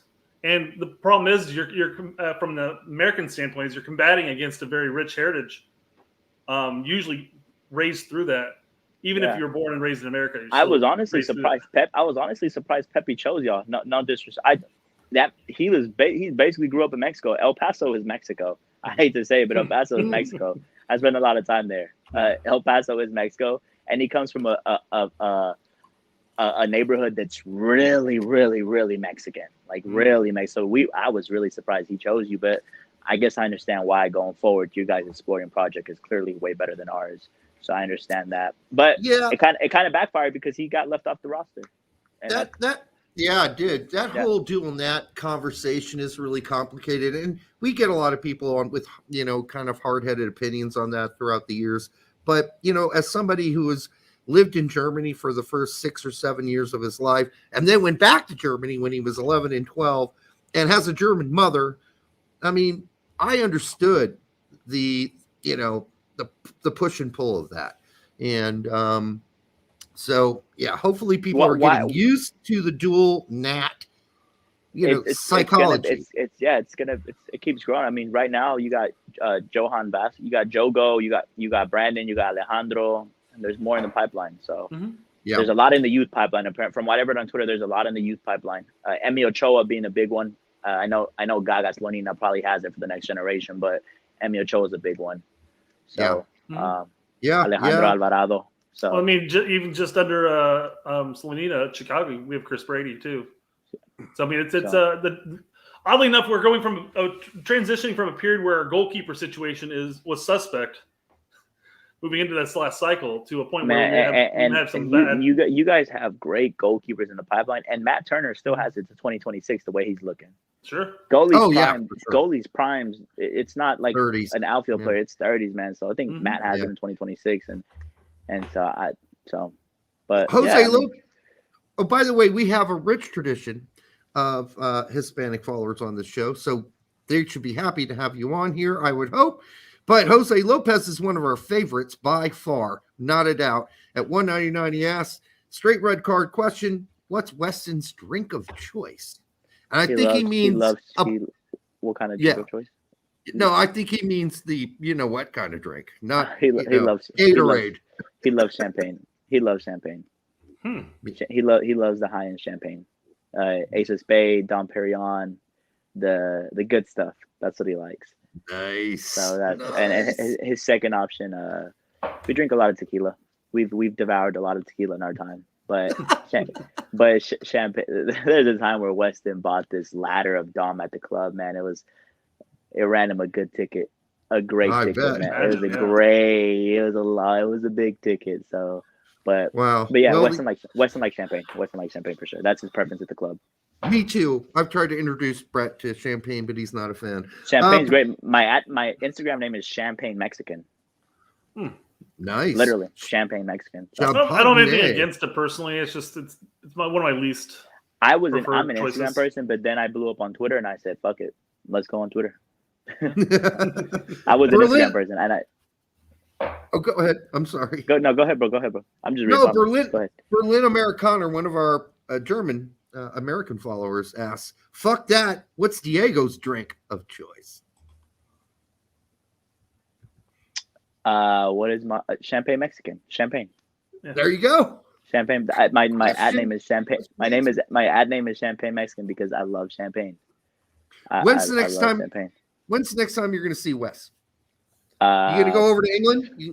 I don't know if I'm going to go before March. I know that the first team is most likely getting a call up in Orlando, so I'm pretty sure they are. I'm pretty sure that's going to be first team. So I'll see him in Orlando if I don't travel to England before that. But me and his mom have been discussing. Nations League window. Yeah, it's to qualify for the finals. Yeah. They play in Orlando against Salvador and Granada at Granada at home against Salvador. So I'll be there. But if we don't make the trip before then, that's when I'll see him. How's he like his setup in Leeds? Yeah, I think he's been there for 3 days. So. Yeah. He hasn't found a place yet? Oh no. Wow, it's gonna take him a while. Yeah. That and we're kind of. I think the team is waiting for it to be permanent. Just you never know. Oh, so he's just gonna rent an apartment? Yeah, I'm pretty sure he's looking at a 3-month long lease for a apartment rental or whatever. Mm-hmm. Is he trying to find a place like relatively close to where Adams? I don't know anything. I don't know anything about your story, but I'm assuming he would try to stay around Tyler. I'm pretty sure Tyler said stay away from me because Weston is crazy. So yeah, we saw that in the interview between the two of them. Yeah, I don't think Tyler wants West anywhere around him. He's gonna call him at 3 a.m. just to talk. And West is just a goofy guy, man. He does crazy things. He'll just call you at 3 a.m. just to be like, "Hey, what's up, man?" And you're just like, "Dude, it's 3 a.m." It just sounds like and Tyler is so not that. Tyler is very reserved, very quiet. Yeah, he's the leader on the field, but off the field, he's very quiet. He's just a very quiet person, and that's why him and Wes are literally best friends. It's just funny because they're literally completely different human beings. Yin and yang. Literally completely different human beings. He's very loud, obnoxious, annoying, and Tyler's reserved, and everyone loves him. Who was his favorite teammate on Juventus that he hung out with? Ronaldo. They still talk often. Ronaldo congratulated him on the move to Leeds. Sweet. He sent him a WhatsApp. He got out of there. He sent Ronaldo sent Weston a WhatsApp just saying welcome to the Premier League, mate. Texas That's boy. great. Not mate, he said Texas boy, but yeah, he said welcome to the Premier League. I say mate, but he congratulated him on the move. So yeah, that was his favorite teammate. Anybody at Juventus he couldn't stand? I'm not gonna say all that. I don't know. All right. West. I've never heard a story where West said, I just don't get along with a person. The one person that West doesn't get along with is the guy from Colombia or Ecuador that ended his season in March. Yeah, I'm still looking for that guy. Yeah. But no, West gets along with all his teammates. He's even the older players, they kind of embrace him for his loud character and his loud American personality. But he had great relationships. Throughout sure Juve. Seemed like it. Yeah, and he got really close to Pogba when that in Miami over the summer. He got really close to Pogba. I mean, we were in Miami for Pogba's documentary release, and that was a great time. West kind of expanded who he is. All those stars that were there, like the players, like Vinny and all those guys. So Pogba was his closest friend this season. Hey Diego, if you ever need vouching from anybody, you come to us. If you need any help, not like we're going to be better than Tech. You go to Tech first. I don't know what more validation I can get from what I've done, bro. The Athletic UK reached out to me to help them write get their story for Weston. That is awesome. Then they publicly they published it, and they DM me saying thank you for all the insight. We spoke to Wes. Everything was confirmed. You are awesome. And they posted it. Very cool. Like that's the Athletic UK. Yeah, it was Phil Hayes. Shout out to my guy Phil Hayes. He's the Leeds guy over there for the Athletic. But I don't know how more validated I can get off that. And so just keep wiping it off, man. Just wipe them off when they come at you. It's a couple of trolls on Twitter, man. They just constantly come for my character and just say, "Oh, this guy's a fraud. This is getting out of line." Listen, man. These people come to me and ask me, "Hey, you want to jump on? You want to get on? We want to talk to you." I'm not reaching out. The only time I've ever reached out is tonight. Just on the comment saying, hey, I'll get on just because you got, I mean, I'm being this. Here's the thing about me. If they're not in the room, why are you talking about them? That's just the way I live in the streets. That's the way I live in the room. If they're not in the room, why are you speaking about them? That's just how I live my life outside. Man, that's an old school rule for sure, but not on shows. So I was simply just getting sent the tweet that you guys said, and I DM'd him. I'm glad you got on. I was just like, hey, I'm 29. You know, if you're curious, and then I engaged in conversation. I honestly just wanted to listen to what you guys had to say about last night for feedback. That's literally it, just for feedback. And that this is the only time I've ever reached out to a platform to get on, and it was in the comments. Other than that, everyone has DM'd me saying, hey, I'd love to have you on. I'd love to get you on. Just talk about it. So people think I'm just accepting. If you guys are asking politely and respectfully, why wouldn't I get on? I'm not hiding anything. And people don't like that. People think I'm an attention whore. No. That's me and Derek, actually. We're the attention whores. That's mostly me. If there's anyone that's watching this that I can win over and just by being on here, then, cool. Like, well, I think you certainly did tonight, Diego. That is for sure. I'm not trying. Not that you need to, because your words speak for themselves, and what you've done and said so far have spoke for themselves. And I don't think you need to justify anything or rationalize anything. I think you're doing a great job, and you keep doing it. And we're happy to call you a friend if you want. We're friends now. We're friends. We are. DM me your. Can y'all just DM me y'all's personal accounts? We will on the Twitter that we're DMing on, and just we'll definitely talk more. I mean, I'll definitely talk to you after this if you want about other questions. Absolutely. Behind the scenes, we can definitely stay on there. But keep it going. I mean, I'll stay on here as long as you want me to stay on here. If you're done, you're done. Well, we're chalking it up. Derek's old and he's got a bedtime is a problem. 51-year-old man needs to take a bath and go to bed. You look good. You look 40. You look 40, bro. I look like a fisherman or something. All right. Hey, Diego, thanks for coming on the show. And thanks for everybody here that showed up for the show. make sure that you like and subscribe for our sake and Diego's. And we'd love to have you back. We're planning on have Diego back as we go down the road. We love McKennie, probably not as much as Diego does, but we fucking love McKennie. I love Weston, and the love appreciated from him, man. Weston sees a lot of the stuff that everyone just from the fan base tweets at him. Weston on his spare time, he either raps because Weston is a rapper. He likes to rap, which goes back to my story. Weston is literally pursuing a rap career. That's I don't know if it's public yet, but Weston's pursuing a rap career. So well, it isn't. He's in the studio or he's just on his phone, just on social media reading stuff. So that's what he does. So. I'm old hip hop old school. So yeah, you listen to Wu-Tang, I heard. I got some rap stuff out there from old days. So anyhow, we'll talk about that on behind the scenes. What was your rap name? It was Level 1 for a long time, but I hated that fucking name. So what the fuck is Level 1? It's like keeping it solid. Like I'm the top, Level 1. Everybody else is below me. Anyhow, that's bullshit. Remember, that's why I hated that name. The name. guy's 50 years old. Well, I have a name going forward. If anything, it's 29. So that's so, There you go. Yeah, no, now we know why too. So thanks for everybody to show up. Thanks to Diego. Make sure you like, subscribe, and share it with your grandma, and we will be back on Monday. Good night.